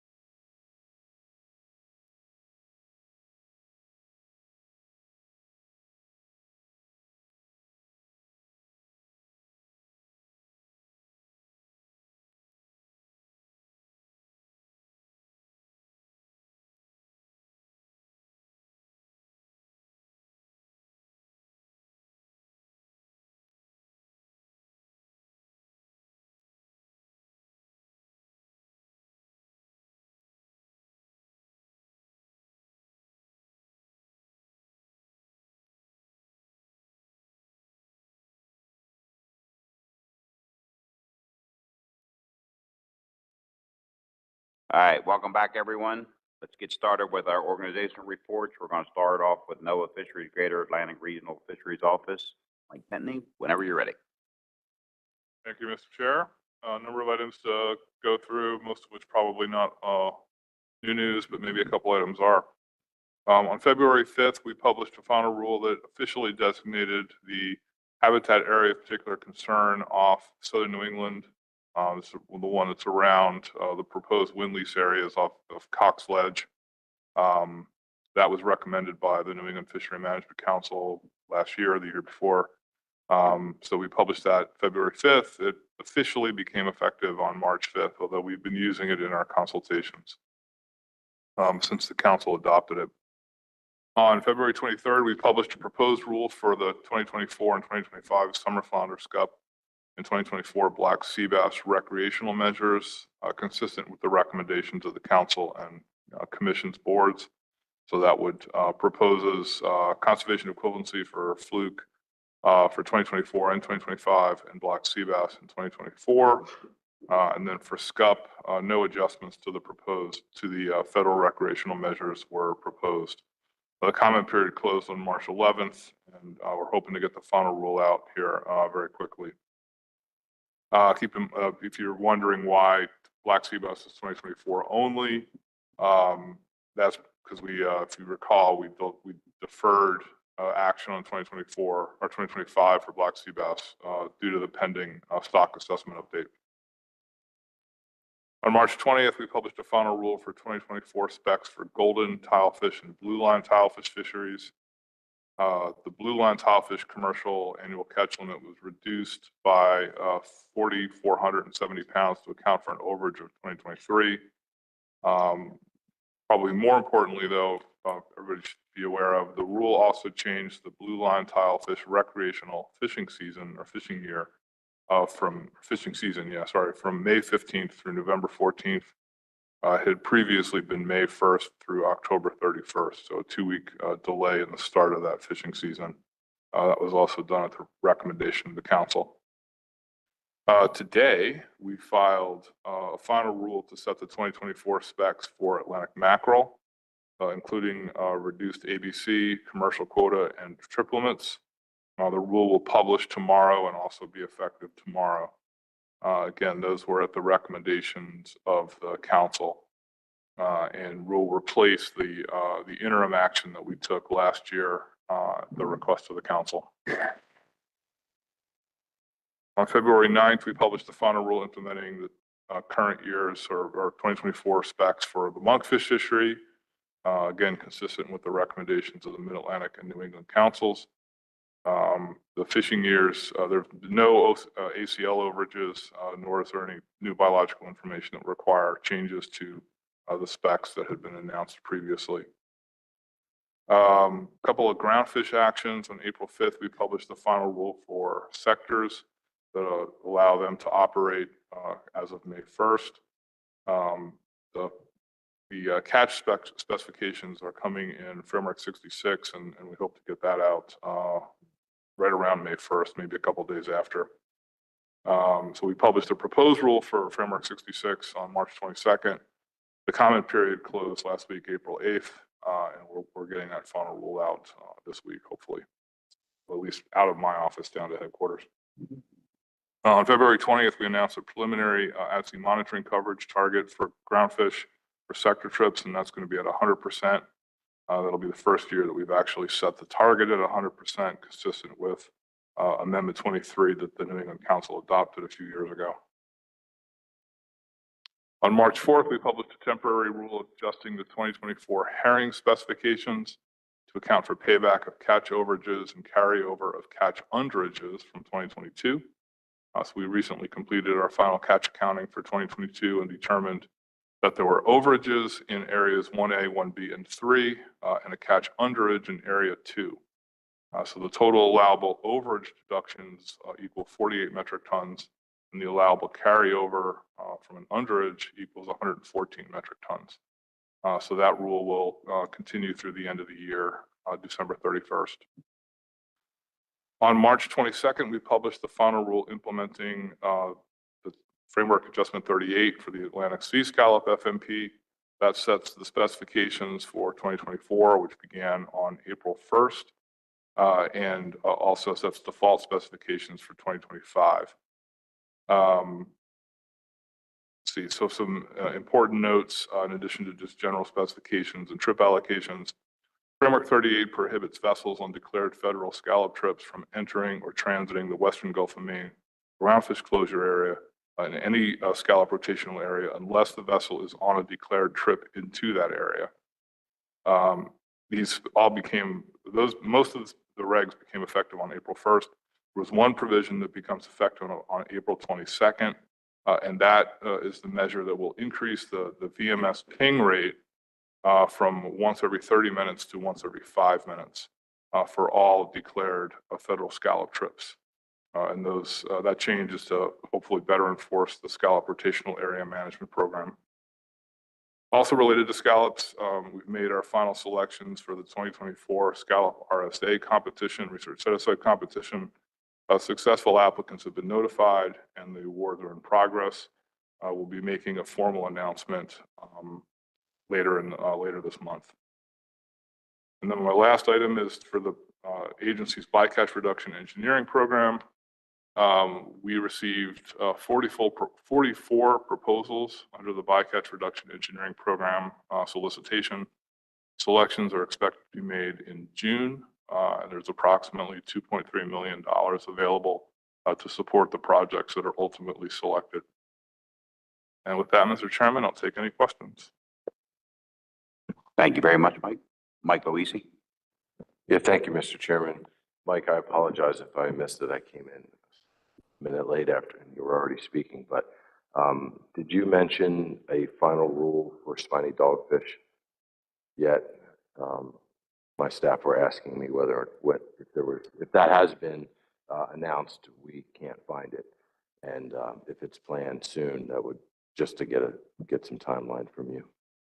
Yeah, we have not, you did not miss the announcement because we haven't announced anything yet. We haven't published a rule on that yet.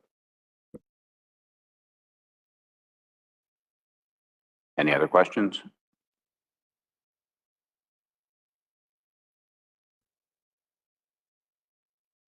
Seeing none, thank you very much, Mike. Let's go on to NOAA Fisheries Northeast Science Center. Dr. John Hare.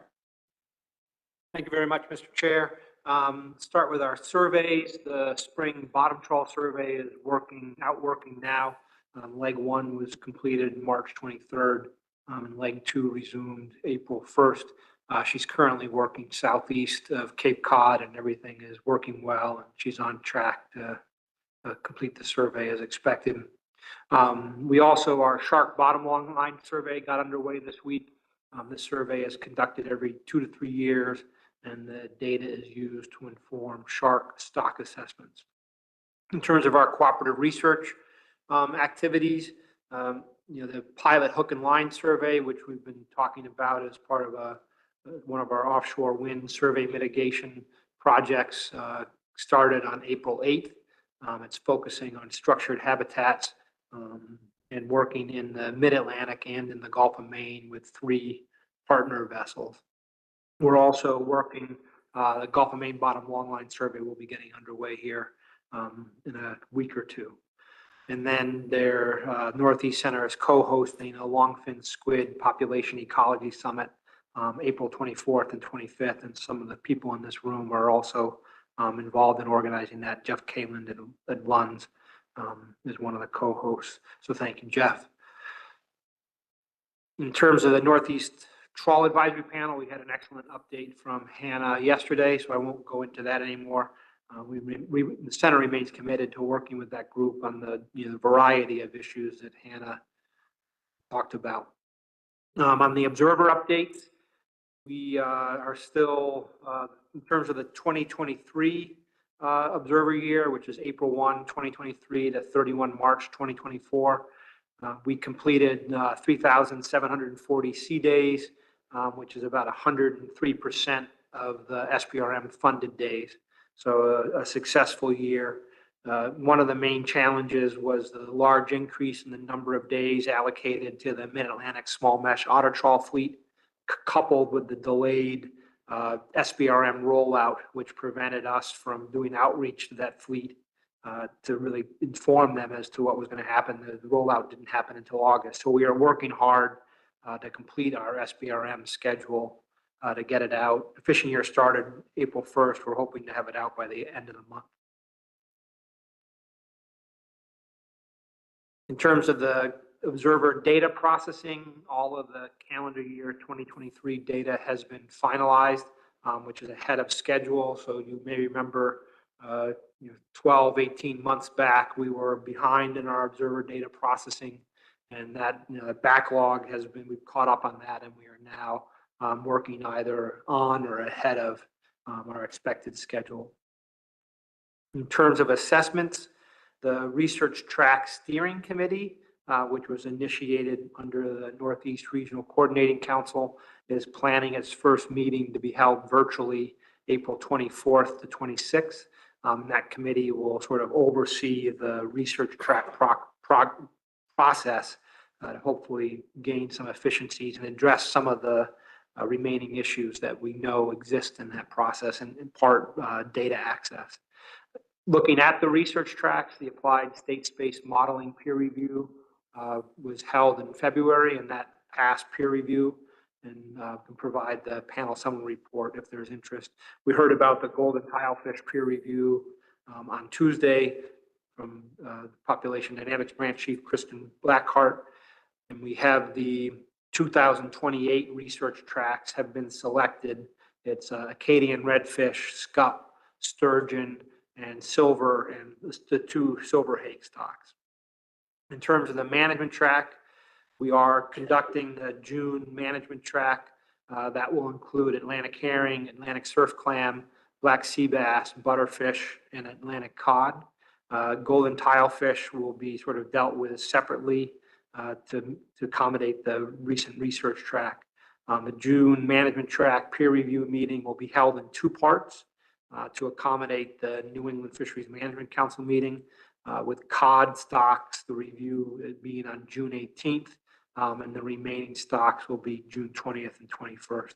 No, the remaining stocks will be the following week from June 18th. Protected species, there's a lot going on. The right whale calving season is ending.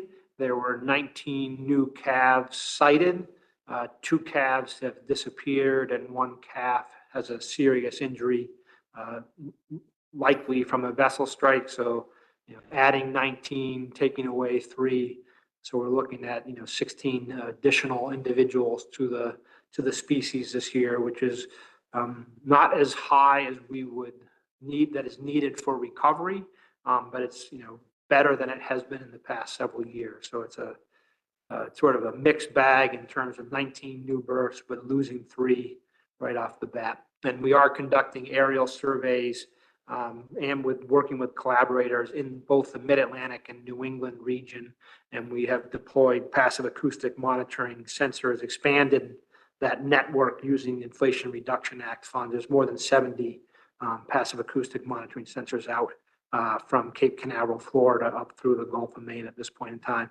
All of the new detections are available on whalemap.org. I'll share the link with Chris so he can share it with all of you. We've identified a number of whales off of Biddeford and Portland, Maine in recent weeks. In terms of the on-demand fishing, the development of the on-demand gear and the geolocation to reduce gear conflict, and the trials are continuing for a second year. Scientists in Northeast Fisheries Science Center are working with lobstermen out of the Massachusetts restricted area and the South Island restricted area. And there's 14 vessels that are currently participating. And we recently published a summary of the results of the first year of work in that area using the ropeless gear. And I'll send that link to Chris so he can share it with all of you. In terms of offshore wind, we are moving forward. Thank you very much, Chris and Brandon, with a peer review of our survey-specific mitigation plans. That'll be held at the end of April, end of May. It'll be Mid-Atlantic Council will have representation, New England Council will have representation, Atlantic States Marine Fisheries Commission will have representation, and that'll be our first opportunity to get feedback on on our planning for wind survey mitigation in the region. We heard a lot, Sarah Geitchis was here, presented the State of the Ecosystem report, so there's a lot going on in terms of developing ecosystem-based fisheries management. We're also continue to develop the ecosystem and socioeconomic profiles. And there will be a workshop also at the end of May that overlaps with the peer review for this wind survey specific mitigation plans. But that will sort of inform the next iteration of the ecosystem and socioeconomic profile. The last issue I want to touch on is marine carbon dioxide removal.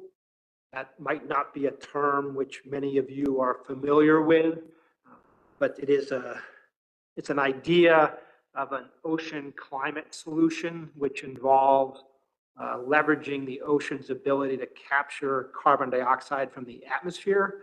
And the intent of marine carbon dioxide removal is to sort of manipulate the ocean to capture even more carbon than occurs naturally. This is relevant because marine carbon dioxide removal research field experiment is planned for this region. There's a number of different methods, different ways to enhance carbon capture from the ocean. The specific experiment is using something called ocean alkalinity enhancement. It will be led by researchers at Woods Hole Oceanographic Institution. It's proposed to start this summer, again, as a pilot study. The exact location is still to be determined. The project will entail the release of alkalinity in the form of sodium hydroxide and rhodamine dye as a tracer into the ocean. The alkalinity will bind with the carbon dioxide in the water, likely reducing ocean acidification in the short term, and potentially enabling the ocean to absorb more carbon dioxide from the atmosphere. This is a pilot project, very small scale, and the intent is to learn, are they able to measure carbon dioxide being captured by this increase in alkalinity? The project is required to have a research permit from Environmental Protection Agency, and we anticipate that NOAA Fisheries will review this permit request to EPA. The regional office has been communicating with EPA to understand what the review requirements will be. So the NOAA Fisheries will have an opportunity to comment on that. I think it's important to, it's one experiment, but it is a potential industry that could grow substantially in the future.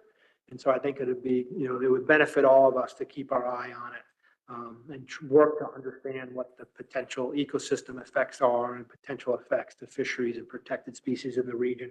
At the Science Center, we will certainly continue to track.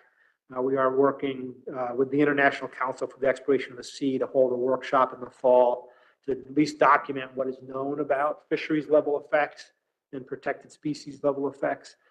But this is obviously moving very quickly with experiments planned for this summer. So that's the end of my report, Mr. Chair. I'm happy to take any questions. Any questions for John? Megan?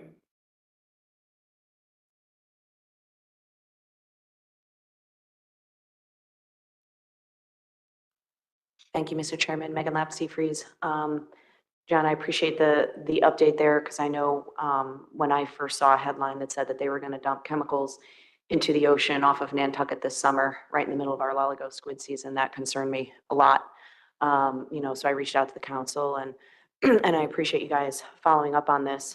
In the EPA permitting process, do they, analyze or investigate fisheries impacts, cumulative impacts, anything like that, species specific, like fisheries impacts at all? Yeah, I might turn to Mr. Pentney. I'm not sure we know what to expect from EPA in terms of the review of the permit, but I imagine that there will be an opportunity to comment on what we know regarding those. Is that Mike? So they are required as a permitting agency to consult under the ESA. So that doesn't really help with the squid issue. They're also required to consult on under the Magnuson Act for essential fish habitat, also sort of tangentially helpful, but not directly. Really direct impacts on marine species, fishery resources would fall under a NEPA review, National Environmental Policy Act. Don't know what level of review EPA might look at for this, whether it would be an environmental assessment or an EIS or some other thing. I know sometimes we use categorical exclusions for small minor projects like research projects and things. So I can't speak for what EPA will do in terms of NEPA, but that would be most likely the most direct avenue to look at fishery resource impacts. Okay, thank you. Well, if that's the case, and it's my understanding from looking into this and having discussions that this type of activity is expected to accelerate, and it is supposed to accelerate on a very, very large scale. And that I have a lot of concern about, especially if we don't even know if they're analyzing fisheries impacts. So I would request that the council reach out to, the EPA saying, hey, when this type of stuff is coming up, the councils want to be notified. I think it's important that any time any type of project like this is going to be occurring within the council jurisdiction, that the councils know about it. And I think that might actually be something to bring up to the CCC, because this is not just going to happen on the East Coast. This is going to happen on every coast. And I think that the council should be involved, should be aware, and be able to provide input on these types of experiments, because they are experiments. And what they're looking at is carbon capture, not necessarily impacts to fisheries managed species. And, if they're going to be dumping chemicals into the ocean all over the place in the name of carbon capture, I have a lot of concerns about that as a fishery stakeholder. Thank you. Thank you, Megan. Anything else for John? Thank you very much, Dr. Hare. Let's move on to NOAA Office of General Counsel, John Almeida. Thank you, Mr. Chair. Since our last meeting, we received a favorable ruling on the merits in the Lostad case. You may recall that the Lostad case was a challenge to the Mid-Atlantic Council's recreational commercial allocation amendment. But the case didn't focus on anything about the amendment in particular. It was about the constitutionality of the council members, whether council members are appointed consistently with the requirements of the Constitution's Appointments Clause. At the end of February, the District Court for New Jersey issued an order granting NIMS's motion for summary judgment, finding that the council members were not officers, as that term is understood in the Appointments Clause. So the constitutional requirements that kick in for officers did not apply, and the plaintiff's arguments were rejected. So, we got that decision. A few days later, the plaintiffs in the case filed a notice of appeal to the Third Circuit. So that appellate process is now underway, and a briefing schedule will be worked out for the Third Circuit. You might be aware that this is one of several cases in which Appointments Clause arguments are being made regarding the councils and the council's members. One case that I've been reporting on, in addition to Lostad, was one challenging a New England Council groundfish framework. That case brought by the New England Fishermen's Stewardship Association. That case is currently fully briefed in the District of Maine, and we're waiting for a decision there. There's a third case that I hadn't been reporting on, and that was out of the Southern District of Mississippi. It's the Armisen case, and that was challenging a Gulf Council reef fish FMP amendment. And the court in that case issued a decision that ruled in favor of NIMFs, upheld the action that was being challenged, but did so with an opinion that had language identifying constitutional issues with the council process. That case is currently on appeal to the Fifth Circuit. So at this point, we have two court decisions that have ruled on these cases. And in both cases, the courts have affirmed or upheld the NIFS actions, council actions, NIFS actions that were challenged. One of the courts has identified flaws with the council system, but because that court ruled in NIFS's favor, it didn't require any remedial action regarding the rule in the case. There's, you know, there's nothing to be done from NIFS's perspective with regard to that case. But again, the other side has appealed that to the Fifth Circuit, so it's still in litigation. And the third case in the District of Maine, we don't have a decision yet. So, you know, kind of the important bottom line here is, as of now, no court decision has ordered a change in council operations or procedures. So that's kind of the takeaway of the state of those cases. Another case of interest to this council, the Natural Resources Defense Council challenge to the Mid-Atlantic's Recreational Harvest Control Rule Framework action. That case is now fully briefed before the court. We're waiting for a decision on it. Turning to right whale litigation, since our last meeting, a new lawsuit was filed by the Massachusetts Lobstermen Association in the District of Massachusetts. And that was a challenge to an MMPA final rule that would close a wedge area between the already existing seasonal closure areas in state and federal waters off the coast of Massachusetts. The case moved very quickly, and the court issued a ruling on the merits on March 15th, finding that the wedge rule violated the provisions of the 2023 Consolidated Appropriations Act and was therefore void and unenforceable until the end of 2028. The time for appealing that decision has still not run, but at this point, the agency is not enforcing the closure of this wedge area. The other cases, right whale cases, Maine Lobstermen's Association case in the District of Columbia. This was the industry challenge to the 2021 Fisheries Biological Opinion. You may recall NIFS won in the district court, but the DC Circuit reversed. The case is done on the merits. At this point, the plaintiffs have filed a petition. Three groups of plaintiffs filed petitions for attorney's fees with the district court, and that's all that's left to be determined in that case.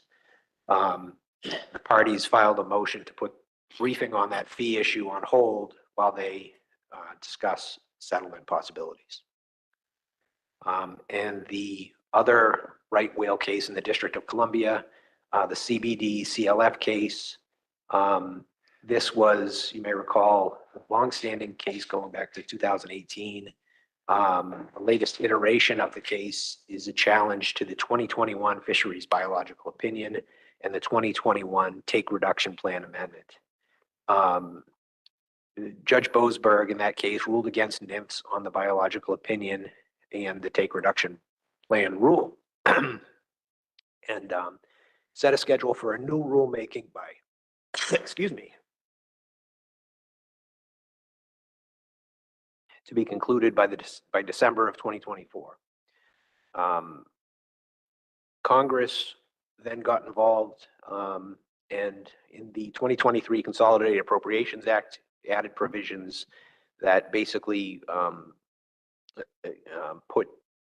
took away NIMS's ability to regulate the lobster fishery with regards to right whales until the end of 2028.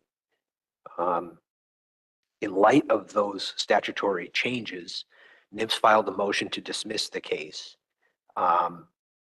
And at the end of January, Judge Boasberg granted that motion to dismiss and vacated his 2022 summary judgment decision and the remedy order that established the time frame for the next rulemaking being, would have been December of 2024. He vacated that requirement in light of these statutory provisions. On March 29th, the Center for Biological Diversity filed a notice of appeal of this dismissal decision to the DC Circuit. And at this point, the a briefing schedule hasn't been determined, but that'll be the next step in this case. Our Supreme Court cases, Loper Bright and Relentless, still no word from the Supreme Court. I expect when we hear about that, that'll be in the newspapers. You'll probably all hear about it the day it happens. And that's all I have for my report, Mr. Chair. I'm happy to answer any questions if I can. Thank you for the report. Any questions?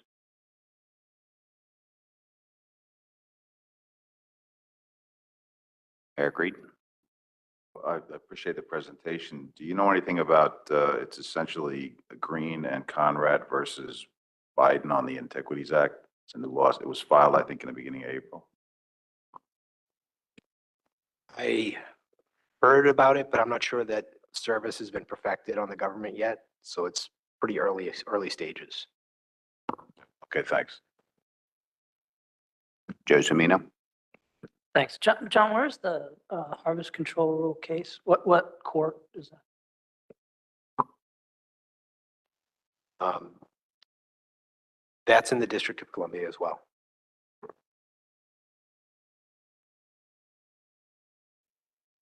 Any more questions? Seeing none, thank you very much. Let's go on to NOAA Office of Law Enforcement. Caleb Gilbert.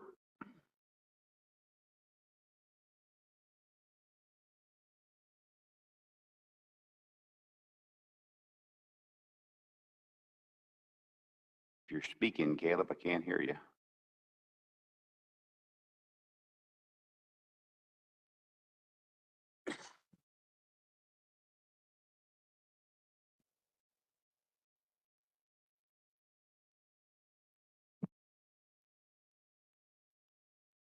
Not appear to be unmuted. Yep, I can hear you now. Oh, you can. Great. Well, good morning, Mr. Chairman. Thank you. Good morning, council members. Should be no surprise. Right whale conservation and observer program support continue to be our top two priorities for Office of Law Enforcement and the NED, as they have been for the last couple of years. So, starting on right whale conservation, heavy case processing efforts continue for speed rule cases. Numerous investigations are underway, and our case processing total since we began ramping up our right whale conservation priority back in 2022 are now at 69 cases with penalties assessed at almost 1.2 million in total dollar value over the last 2 years. Also, we're in the early stages of improving our outreach efforts with the recreational pleasure vessel community. The council recalls that's the user group responsible for the majority of the violations that we're seeing related to the speed rule. On that note, a special agent fielded a request last winter from a large private yacht manufacturer to collaborate on providing compliance assistance to their clients. A few of us from Office of Law Enforcement and headquarters then collaborated with another rep from the same company to further those efforts. So those types of efforts will be ongoing. Related, our investigative support program staff are also working on the next round of compliance assistance letters that will be sent out once our staff are able to verify vessel ownership addresses for the vessels identified as non-compliant with the speed rule. Investigative support program staff have identified 196 new vessels that will receive letters, and again, that's all based on AIS data. Regarding speed rule focused patrols and operations since the last meeting in February, I have 6 new related operations or patrols to report on today. So starting in mid-February, an SEO, Senior Enforcement Officer, 3 enforcement officers, and Virginia Marine Resources Police conducted a 3-day right whale speed op in the Chesapeake Bay or Norfolk seasonal management area. Total of 10 vessels were checked for speed compliance with no violations documented then. The same week, an enforcement officer partnered on 2 patrols with U.S. Coast Guard Station Portsmouth Harbor in response to a right whale slow zone in effect at the time. Officers were able to conduct Atlantic large whale take reduction plan compliance checks on 3 vessels as a part of these patrols. Moving on, in the first week of March, an enforcement officer alongside New York State Department of Environmental Conservation conducted a speed rule op in the entrance of the New York seasonal management area. 12 vessels over 65 feet in length were checked then, and compliance assistance was provided to 3 vessels found in violation of the speed rule during that patrol. The following week, our D2 senior enforcement officer and an EO conducted a right whale patrol, again, of the Chesapeake Bay SMA, and investigated 8 vessels for speed rule compliance with no violations documented. In late March, an EO and Massachusetts Environmental Police patrolled the mass restricted area lobster gear closure, the Cape Cod Bay SMA, and Race Point SMA. 1 tanker was identified and found to be traveling in compliance, and 3 right whales were spotted on the patrol. Also, no lobster gear was identified in the Massachusetts restricted area during the patrol. Moving on to the take reduction plan side of our right whale focused enforcement efforts, as shown in the written report we provided to the council for this meeting, page 9. You can check that out. That's on the agenda. Thank you, Mary, for putting that up there as always.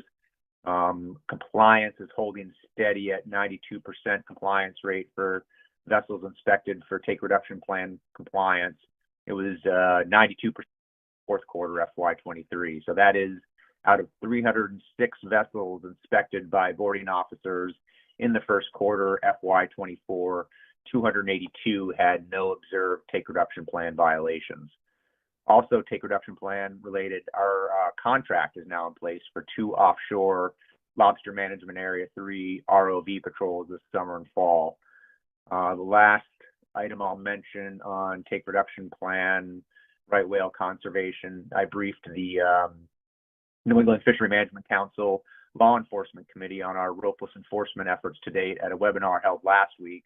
And one resolution that came out of that meeting related to ropeless enforcement efforts is that we're going to start planning ropeless enforcement gear workshops with our state partners in the coming months. I'll add too, as reports of right whale presence comes in, our investigative support staff continue our efforts to set up geofences around those observed sightings and alert vessels of whale presence by VMS who enter those geofences for up to 48 hours. We've sent messages almost continually with the volume of whales present near shore where VMS equipped vessels often travel in the last couple months. And I don't think I've mentioned to the council before, but as of last November, those messages are now automated. So since January, we have sent 249 messages to VMS equipped vessels. Moving on to our observer priority, our observer liaison special agent provided enforcement training in mid-February to a new class of observers. In addition, our observer liaison and I and others continue to meet regularly with observer program staff to discuss enforcement issues. There are a couple alleged stash and observer cases I can report on. A special agent closed one case with compliance assistance back in January. In that instance, multiple observers reported to their provider being subjected to harassment, intimidation, and interference while deployed on a particular vessel. And we also followed up on another report of stash and drug use on a boat back in January as well. Outside of our core priorities, right whale and observer, I'll mention the owner and crew of the fishing vessel Western Sea. For those not familiar, a Maine-based herring vessel, pleaded guilty in federal court in the District of Maine to conspiracy to submit false information to the Secretary of the United States Department of Commerce and her designees regarding the catch and sale of Atlantic herring and submitting false forms, 1099s, to the Secretary of Treasury. The Western Sea Incorporated pleaded guilty to one count of falsification of records and by a violation of Title 18 USC 1519, and all subjects are scheduled for sentencing over the next few months. Also related to the New England Management Council Law Enforcement Committee meeting that I just mentioned. That meeting involved a guided discussion focusing on enforcement use of VMS. That meeting was held last week. A few of us from OLE and GC General Counsel Enforcement section participated. And I think we were able to engage in a productive discussion with those in attendance on the webinar. Related to VMS and enforcement, an enforcement officer did issue a $1,500 summary settlement recently to the owner-operator of a limited access scallop vessel for entering a closed area while not in continuous transit, failing to submit an EVTR within 48 hours, and failing to submit daily catch reports. I'll also add a point on blue line tilefish enforcement. We continue to follow up on related referrals from our joint enforcement agreement partners, our state partners. And most recently, a summary settlement was issued in part to the operator for not having a blue line tilefish recreational permit for $1,500. And the last, I'll mention some personnel updates. I'm pleased to report that James Casson, formerly our District 2 Assistant Special Agent in Charge and longtime acting Deputy Special Agent in Charge, has accepted the NED DSAC position permanently. In addition, our longtime acting D2 ASAC, who had been filling in behind Jim, Todd Smith, has taken on that role permanently. And the last personnel change I'll mention in NED is that we've completed onboarding of our new Wall, New Jersey enforcement officer and special agent. And that's all I have to report today, Mr. Chairman, but I'm happy to take any questions. Thank you, Caleb. Any questions or comments for Caleb? Mike Luisi. Yeah, thank you, Mr. Chairman. I'll just take the opportunity. This isn't a question, but just wanted to thank Caleb. Caleb, thank you for coordinating with my staff and sending some folks from your office to the fisheries information exchange that we held for commercial and recreational fishermen in Ocean City, Maryland, about a month ago. It was a good event. We had a good turnout, and I appreciate your coordination with my team to get somebody there. So thank you. And I'll also say to Matt, thank you, Matt. The Coast Guard was in attendance as well. If you're listening, I won't say the same thing twice. Thank you. Thanks, Mike. Hopefully I'll be able to attend next year if we're invited again. Adam. Thank you. Was wondering if you were aware of work that's underway by a number of vessels related to artificial intelligence information gathering for whale encounters. Specifically, there's a number of vessels that are being equipped with primarily cameras. Their goal is to gather information about what a whale sighting looks like, as well as some acoustic information. They've got small systems on board to collect that. That information is then being transferred on to investigators in order to generate a picture of is there the ability to create a device that would inform an operator of a vessel about in proximity of one of these animals. In order for that equipment to work functionally, there needs to be a lot of information gathered. So my question is, are you aware of this information, and is there a concern of these vessels attempting to get in proximity of these animals, potential violations and or considered harassment of the animals that I don't think it's probably outside the purview of this council, but is that a concern that these individuals, these companies are going to need to take up, and what would the right venue be if so? Thank you for the question, Adam. I think I have heard of it. I can't speak to any discussions that our staff have had related to potential ESA or MMPA related violations.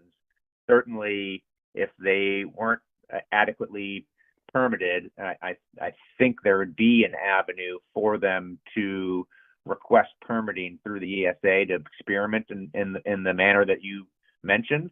But if they didn't have anything in place, certainly, restrictions currently that apply to everyone else would apply to them. So if 1,500-foot approach rate, no harassment, no take, I think it would be a take permit that they need.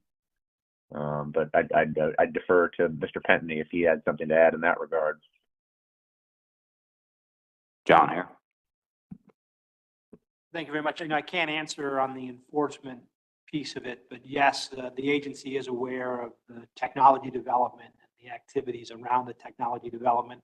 Our Office of Protected Resources held a North Atlantic right whale vessel strike risk reduction technology workshop in the beginning of March. I was not able to attend, but a number of individuals from the Northeast Fisheries Science Center were. 150 participants in person and a couple hundred participants remotely. And I believe some of the individuals, what you explained, how you described it, Adam, was I know that those types of activities were discussed at that workshop. The agency is currently developing a report to summarize that workshop and continue working on whale detection technology. Would you be able to find out or direct me to someone who could find out about if there was a discussion about what Caleb indicated as a potential need to get some type of permit, ESA related or something? Where would I go for that? Yeah, I can look to get that information. Any other questions or comments? Seeing none, thank you very much, Caleb. Sorry we didn't see you in Ocean City a couple weeks ago, so hopefully next year we will see you. Sounds good. I'll try to make the meeting in New York. Thanks, Mr. Chair. Let's move on to the U.S. Coast Guard report. Lieutenant Commander Matt Cayley. Thanks, Mr. Chair. Appreciate it. Good morning, everyone. Apologize for not being able to be there this week. We've had some folks out of the office, and also the Baltimore incident up there with the bridge has taken up some of our bandwidth. So unfortunately, I'm attending virtually this week. But I was going to start by first commenting about the crew members. So discussion that we just had a little bit ago. So I don't have specifics on exactly what the crew member regulations are that are being proposed or that was captured in the form that you guys were discussing. But just based on my experience, a lot of these types of regulations that we're considering imposing that kind of fall under the purview of the Marine Safety Mission that we run. Most of them are driven either by a big case that's sustained a lot of life, sustained kind of some loss of life at sea, or kind of an upward trend that we've seen based off of, the past couple of years, or something that we were able to identify that, hey, if we implemented this, we may be able to save more lives. So I can't speak exactly what this one is being driven from, but just in general, that's generally, I guess, kind of when we start beating the safety drum and get on the high horse for the safety aspect of it. But I mean, there's a rulemaking process for it, and it's a public process that we accept and take, and we consider all the impact from the industry that that could potentially be put forth. It's not something that we do in a vacuum, and it's a two-way conversation for sure, and we welcome the feedback. And yeah, that's just want to make some comments on that.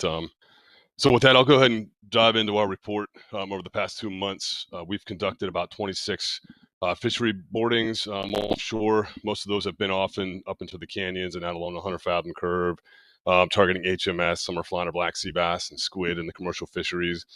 We've also seen somewhat of a trend over the past month with the opening of the New York Bight April 1st there, where we've seen a lot more traffic come down into our region from the New York Bight area into some of the fishers, which is generally what we see once the rotational area is either open or closed, and there's kind of a shifting in how the different activity and whatnot we see out there. So that's just one trend that we've seen of recent.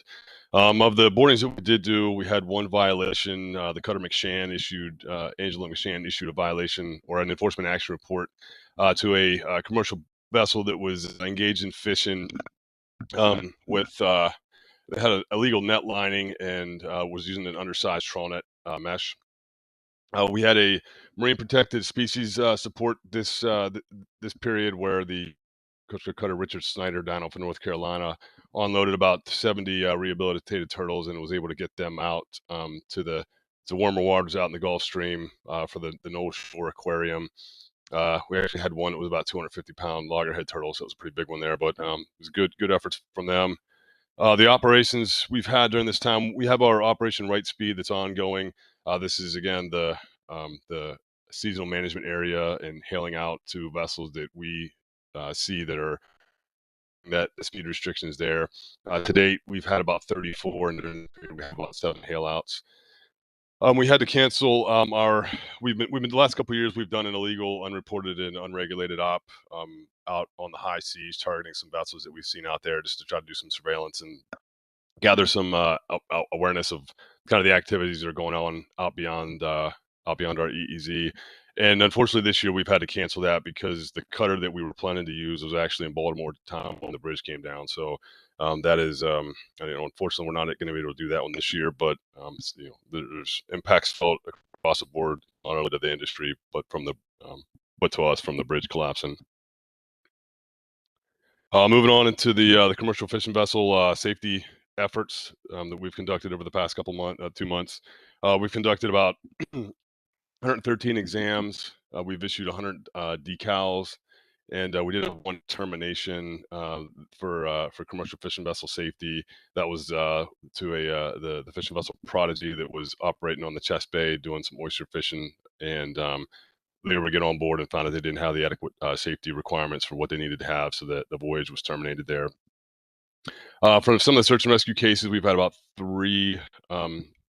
The one was for grounding. This occurred at the end of February 23rd, where our unit in Sector Virginia received a call about the fishing vessel Sea Flash that was grounded in the vicinity of the Shinnecoteague Inlet, chain of buoy number 11.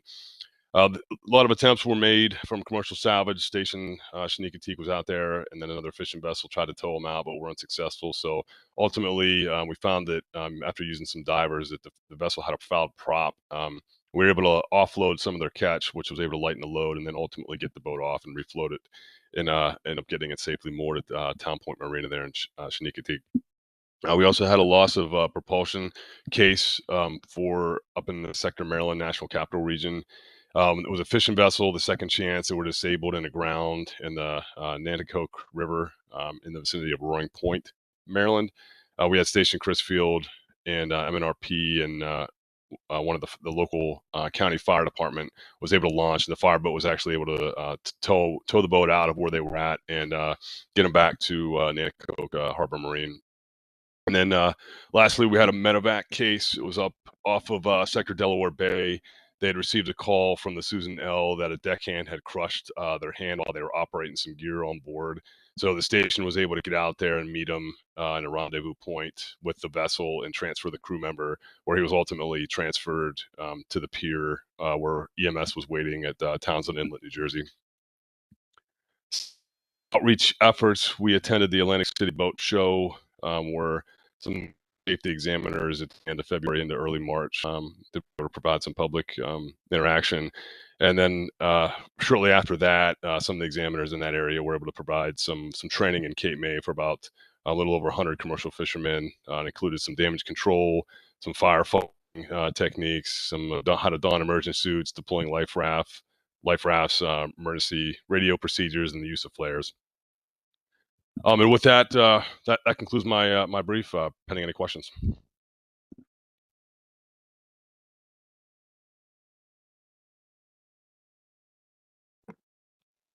Thank you for that. Any questions, comments around the table? Seeing none, Bonnie Brady from the audience.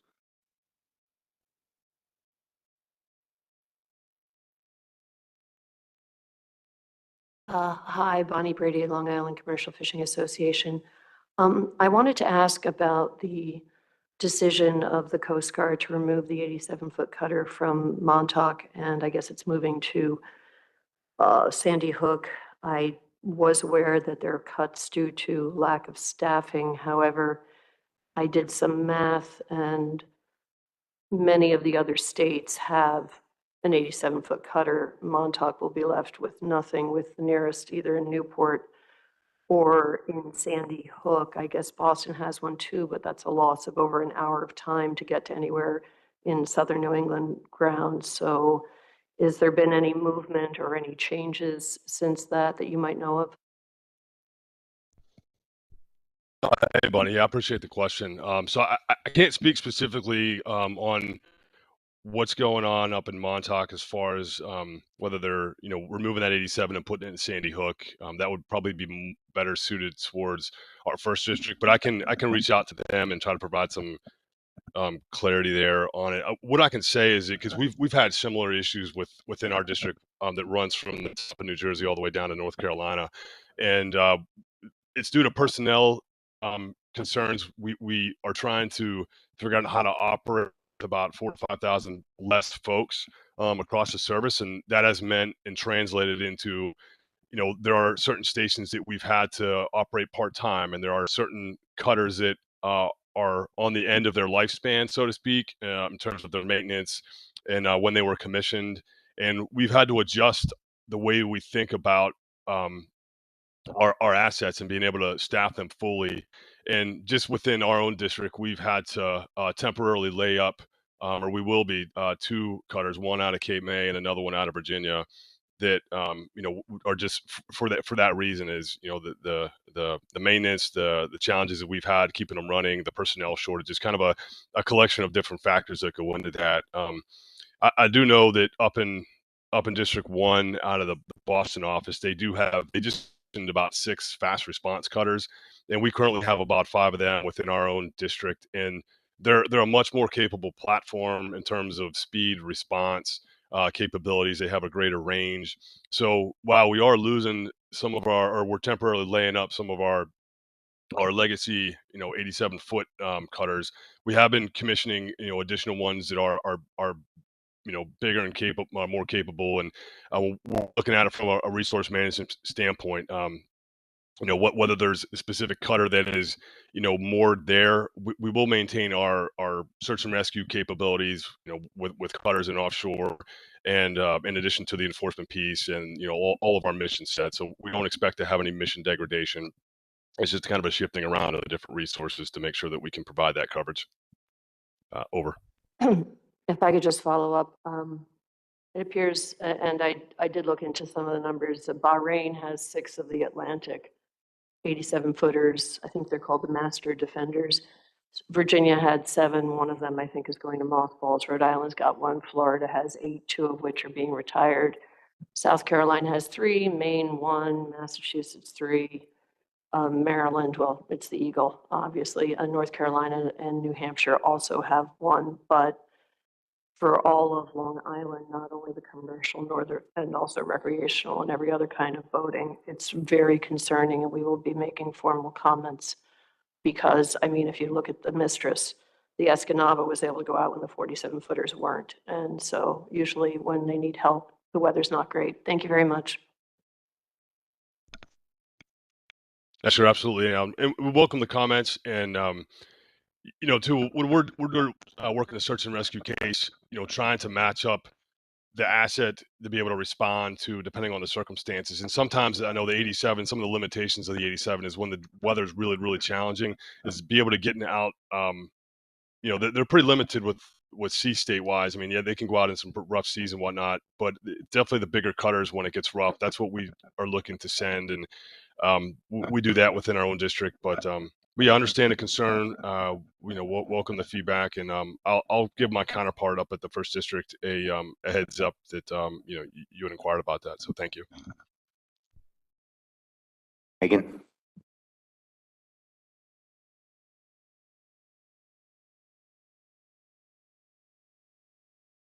Thank you, Mr. Chairman. Megan Lapp-Seafreeze. I just want to give the council a heads up because I know I had mentioned this the last council meeting with the U.S. Coast Guard Fairways programmatic EIS that's out for public comment, and there were only like 3 in-person meetings on the whole East Coast.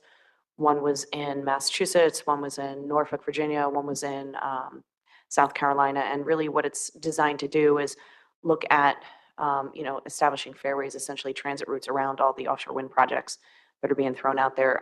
So it's really important that fisheries folks, get in there and comment. And I complained to them that there was no meetings in areas that are very heavily trafficked. And so there is now going to be a meeting in the Mid-Atlantic area, the more northern area, in Galloway, New Jersey at Stockton University on April 17th at 6 p.m. And Chris, I just sent you an email about it. So if you can get that out to the council and maybe folks in this region can get people there to comment, I think that would be good. Thank you.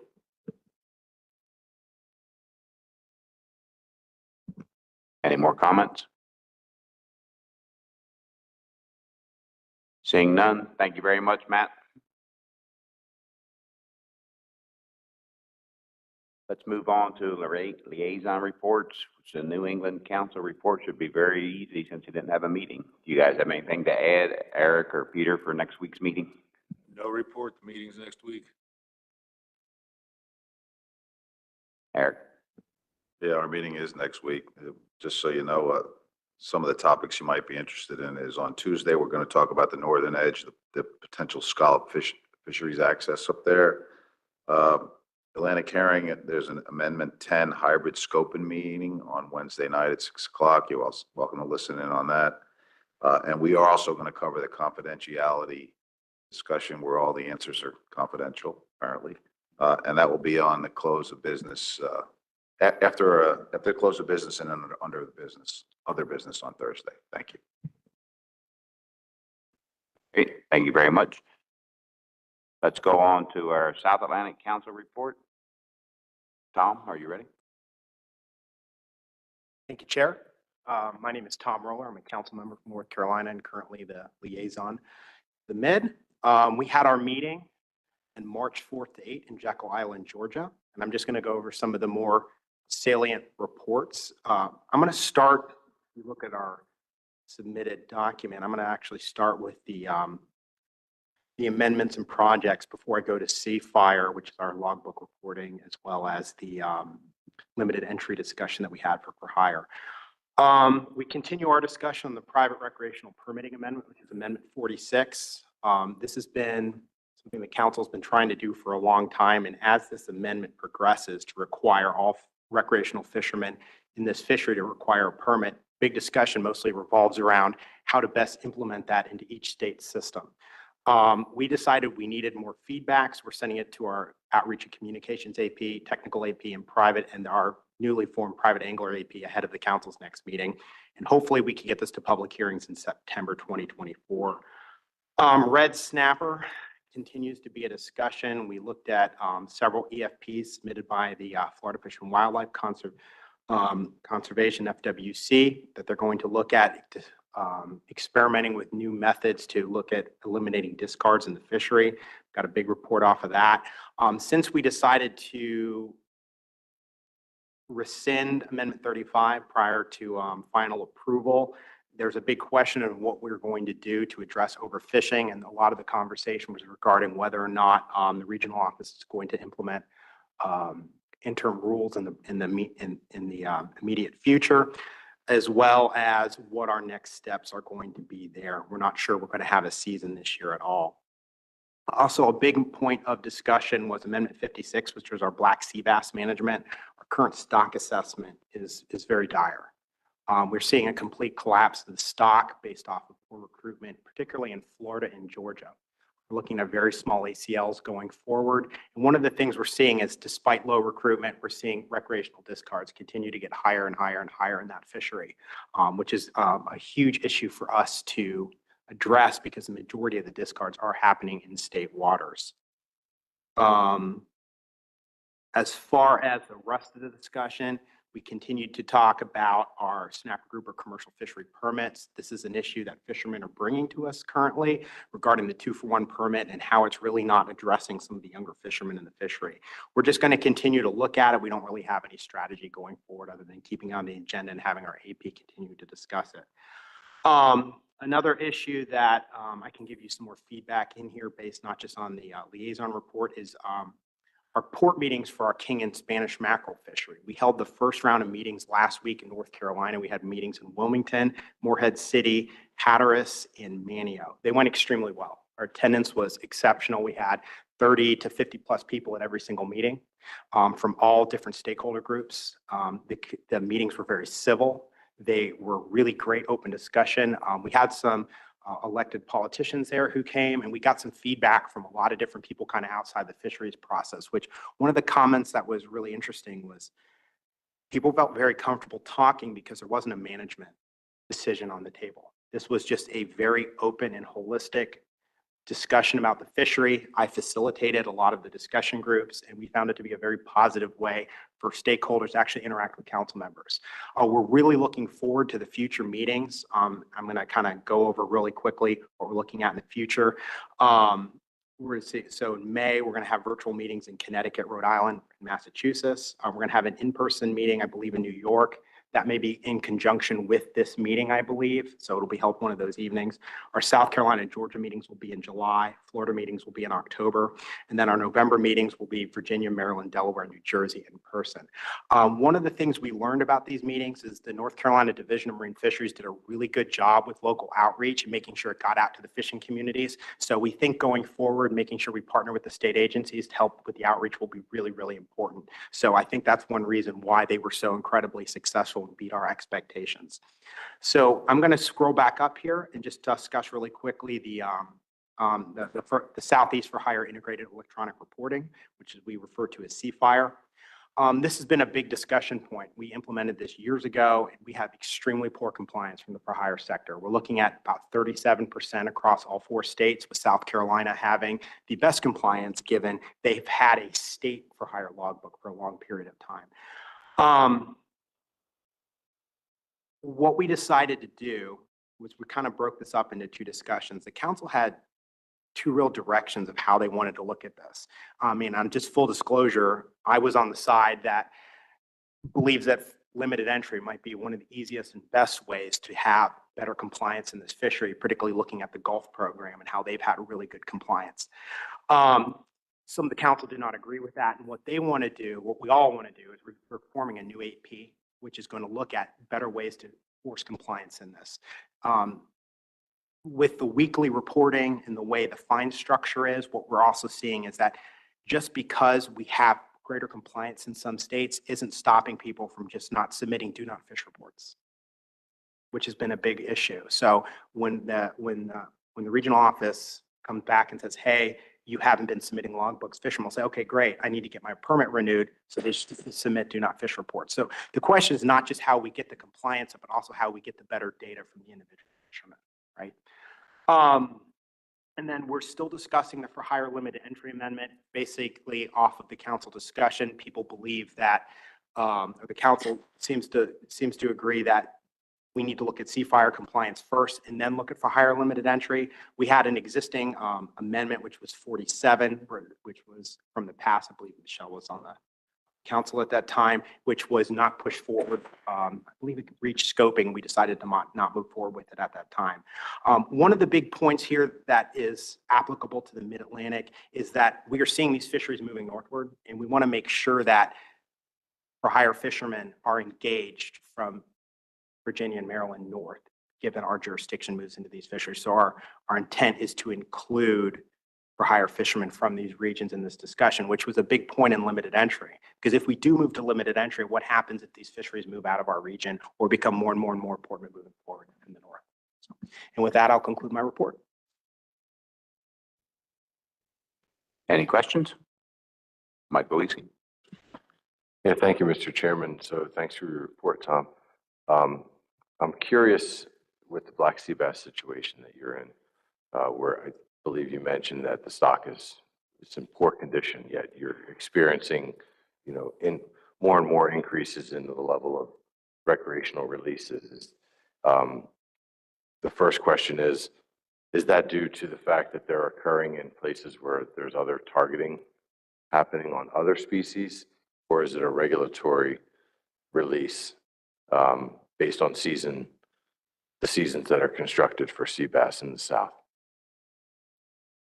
That's a great question, Mike. I think I can answer that we're not really seeing as many discards in the ocean targeted fishery where the keeper fish are being caught. What we're seeing is a lot of discards in the inshore area. And predominantly speaking, this was a big point of the discussion, was that we believe they're not in the grouper snapper fishery. They're just people fishing from bridges, from the ports. They're just fishing, whether it's for croakers or spot or whatever they can catch, and they're catching juvenile black sea bass.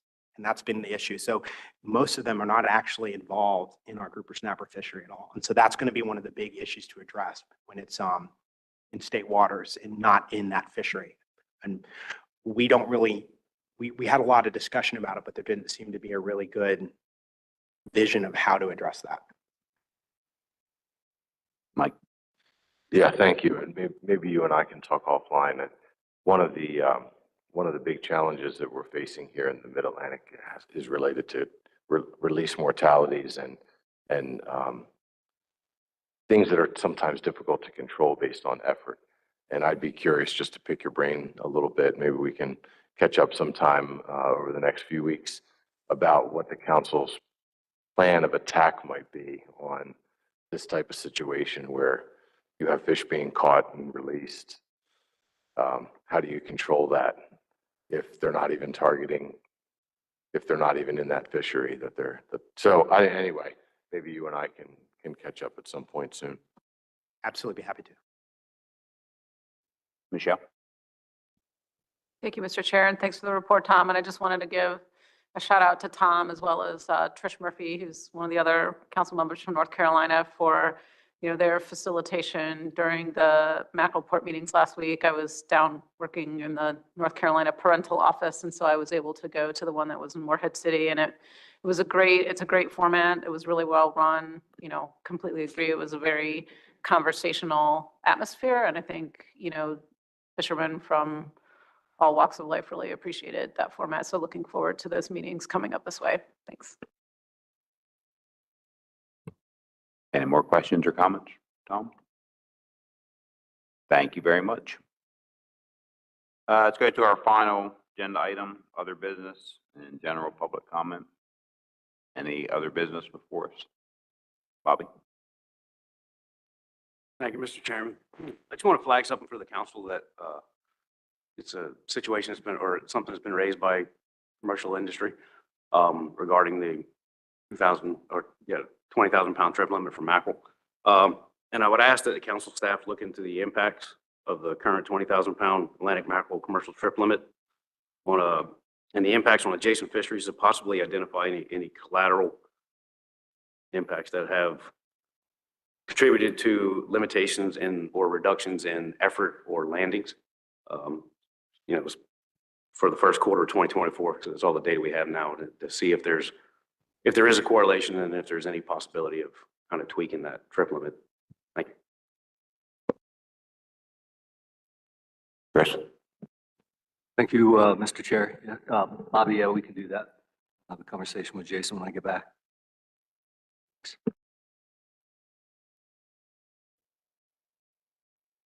Anything else from anyone? Seeing none, thank you all very much. That concludes this meeting. I want to thank council staff as always for doing a great job, and see everybody in Riverhead, New York.